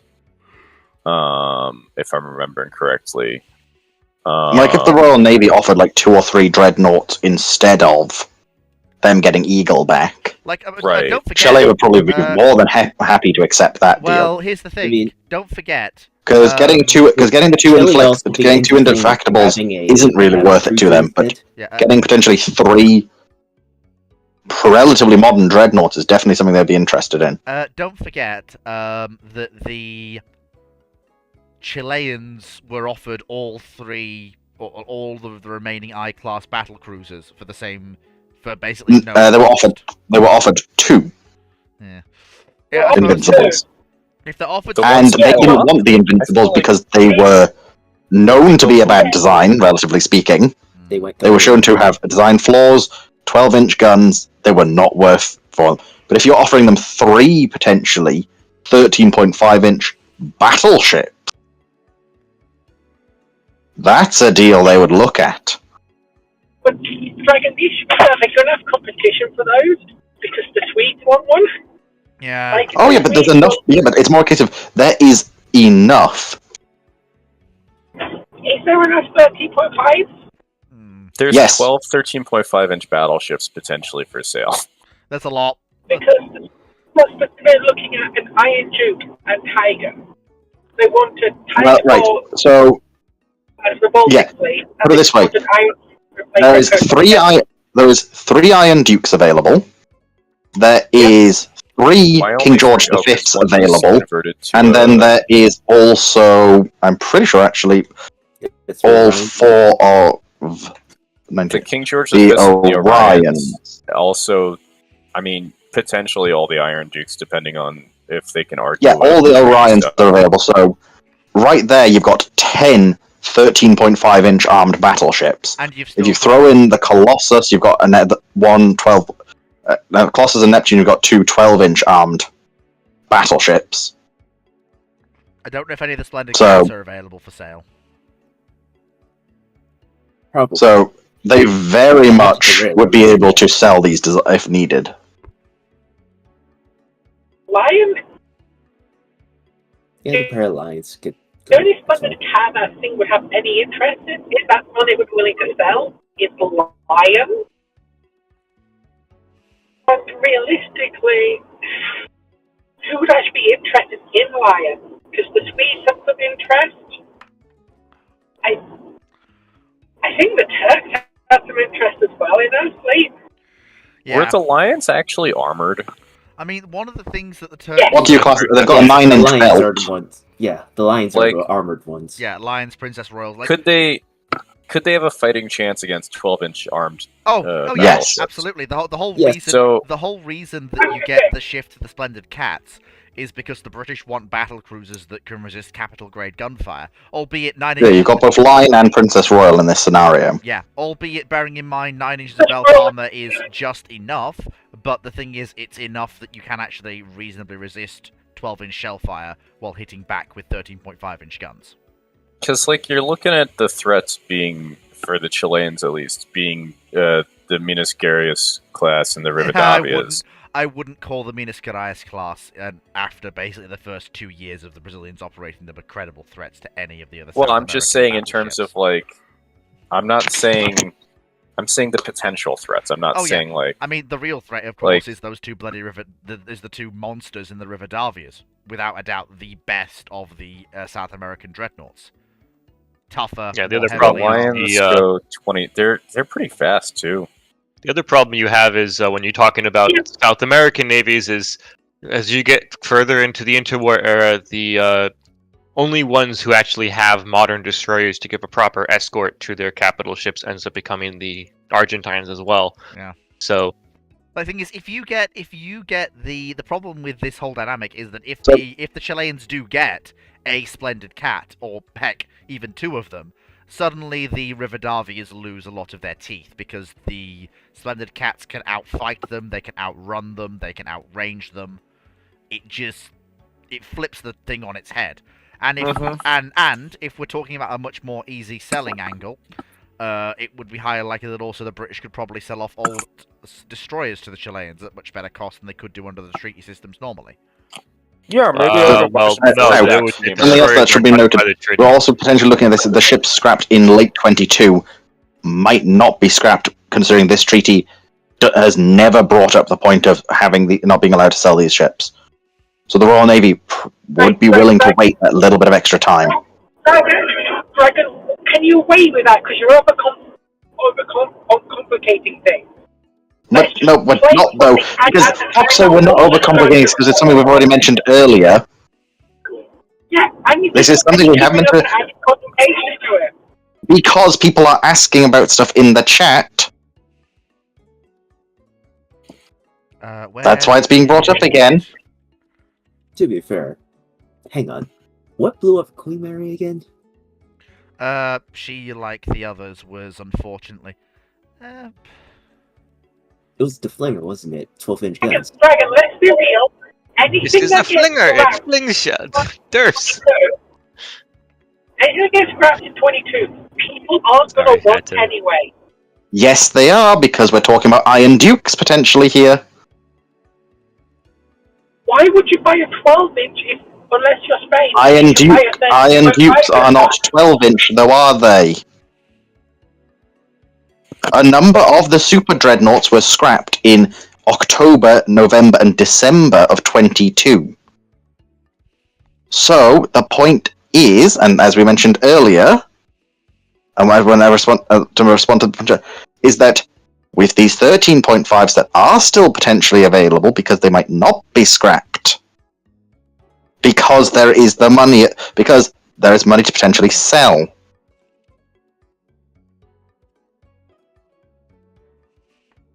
Get what we're talking about now? I still don't think they're worth bringing up, though. So you don't think the Iron Dukes, the Orions, and the King George V's are worth bringing up? I think she means the 12-inch battleships. I think. The 12-inch? Yeah, the 12-inch battle. But that's why I'm not being. But I've never been talking about the 12-inch here, really, apart from.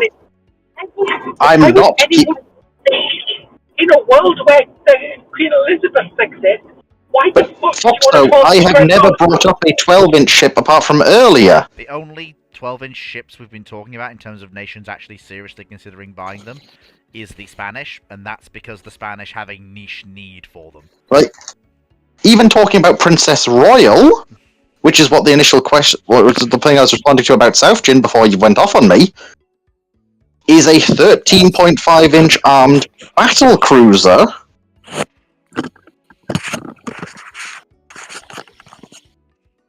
when they went bang? So no, I will also point out that no. also the Princess Royal was sold for scrap, December 19th, 1922. Which is the ones that went bang? It was.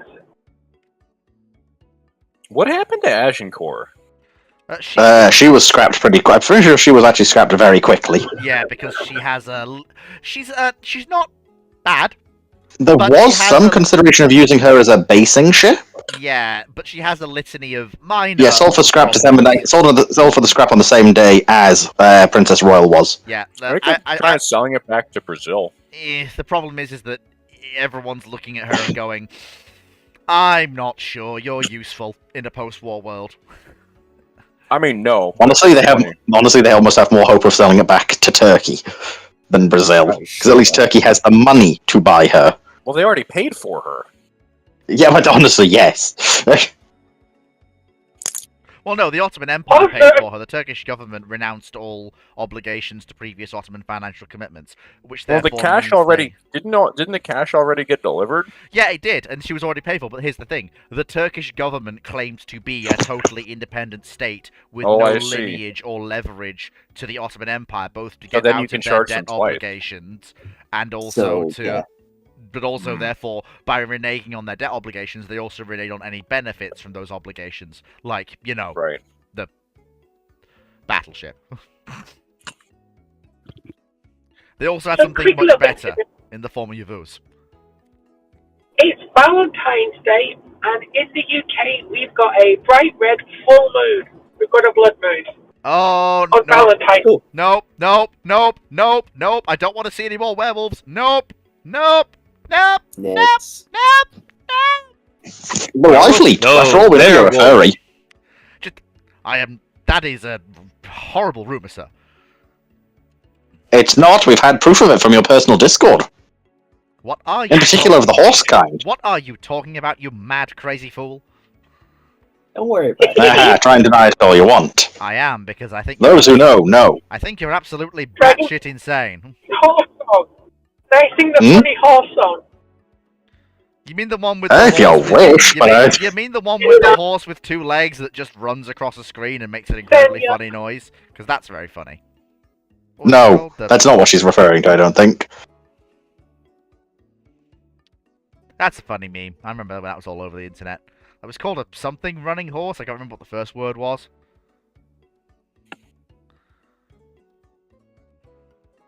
Anyway, come on, please. Yes. Back to the question then. Uh, Or do we want to move on? From YouTube, now that Dragon and Fox have worn Fleet down and guilted him into installing Powder Monkey, how do you feel about the system? It's a good system. It works really well. I can't believe I waited this long to actually get on and use it. It took me forever and a day to get round to it, and I actually regret kinda doing that. Your fault. So, next question, and the final question. Size in Fleet. When Fleet will go to Japan, will he have his anorak with him so he can do train spotting? First of all, I don't own an anorak. Second of all, train spotters do not normally wear anoraks nowadays. Third Yeah, of it's all, plane spotters. third of all, that's an offensive Yes, they do. insult. Fourth of all, Yes, they do, Fleet. Fourth of all, no. Cease your racism towards train spotters. Also, the correct It's not term is racist. It's train A, not spotters. racism, and B is true. No, it isn't. We're not called anoraks, we're just people who Okay, I'm enjoy... just going to correct question. No. So please, he does not have a anorak. He has an entire collection of them. I don't own And an he anorak. changes If I which want to one go he outside... wears If I want... Depending, he changes which one he wears depending on what train he's going to see. Why on It's really earth... adorable. Why on earth would I wear an anorak? If I want to go out in the rain and it's heavy, I use an umbrella. Fleet, you What? use an anorak for Fleet. Right, Fleet. No. Do you know what an anorak? Right, Fleet. Do you know what an anorak is? Yes, it's a large raincoat. No, it's not. No, it's not. Anoraks are usually a waterproof jacket, often without a hood, but sometimes do, but are designed to be worn for outdoor activity. You'll find most train spotters still wear anoraks. Because it gets cold.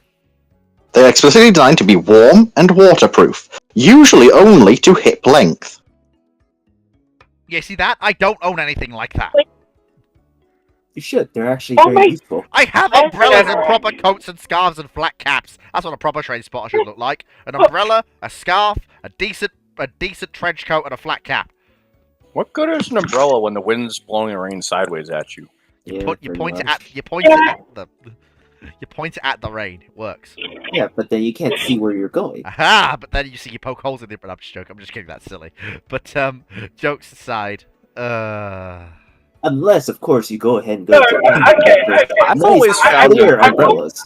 With the enough for Ray to go sideways, so he does his best impression of that one Devil May Cry scene. yes, Where it's yes, guy pointing at all the phone. yes. I want to be mad, but that's funny. That's fucking hilarious, Foxo. Don't worry, that is approved. He's beginning to believe. Thank you, everyone, for coming. That is the end of the catch-up ramblings. We have caught up with all the Racing. questions. I just got phrasing by You're myself. staying around, I believe. You are staying around. It is Valentine's Day Why am I staying around? because you promised me a gift, and we're continuing. I didn't know. What? I didn't promise you a gift. Don't worry, Fleet, she does Okay. this. No, I didn't. Yes, you did. I have. There's- Yes. And also, There's I gaslighting going didn't on here because one way or the other. I didn't, Foxo, for a very simple reason of I knew I already had plans for today. Aw. I also have, the See? other things I need to do. See? Anyway, thank you everyone on YouTube for coming. I hope you I Bitch! No. Please, shut up. You have plans, Dragon? thank you. Yes. Uh, US RPG is currently ongoing. You're playing US RPG. We should just end it here.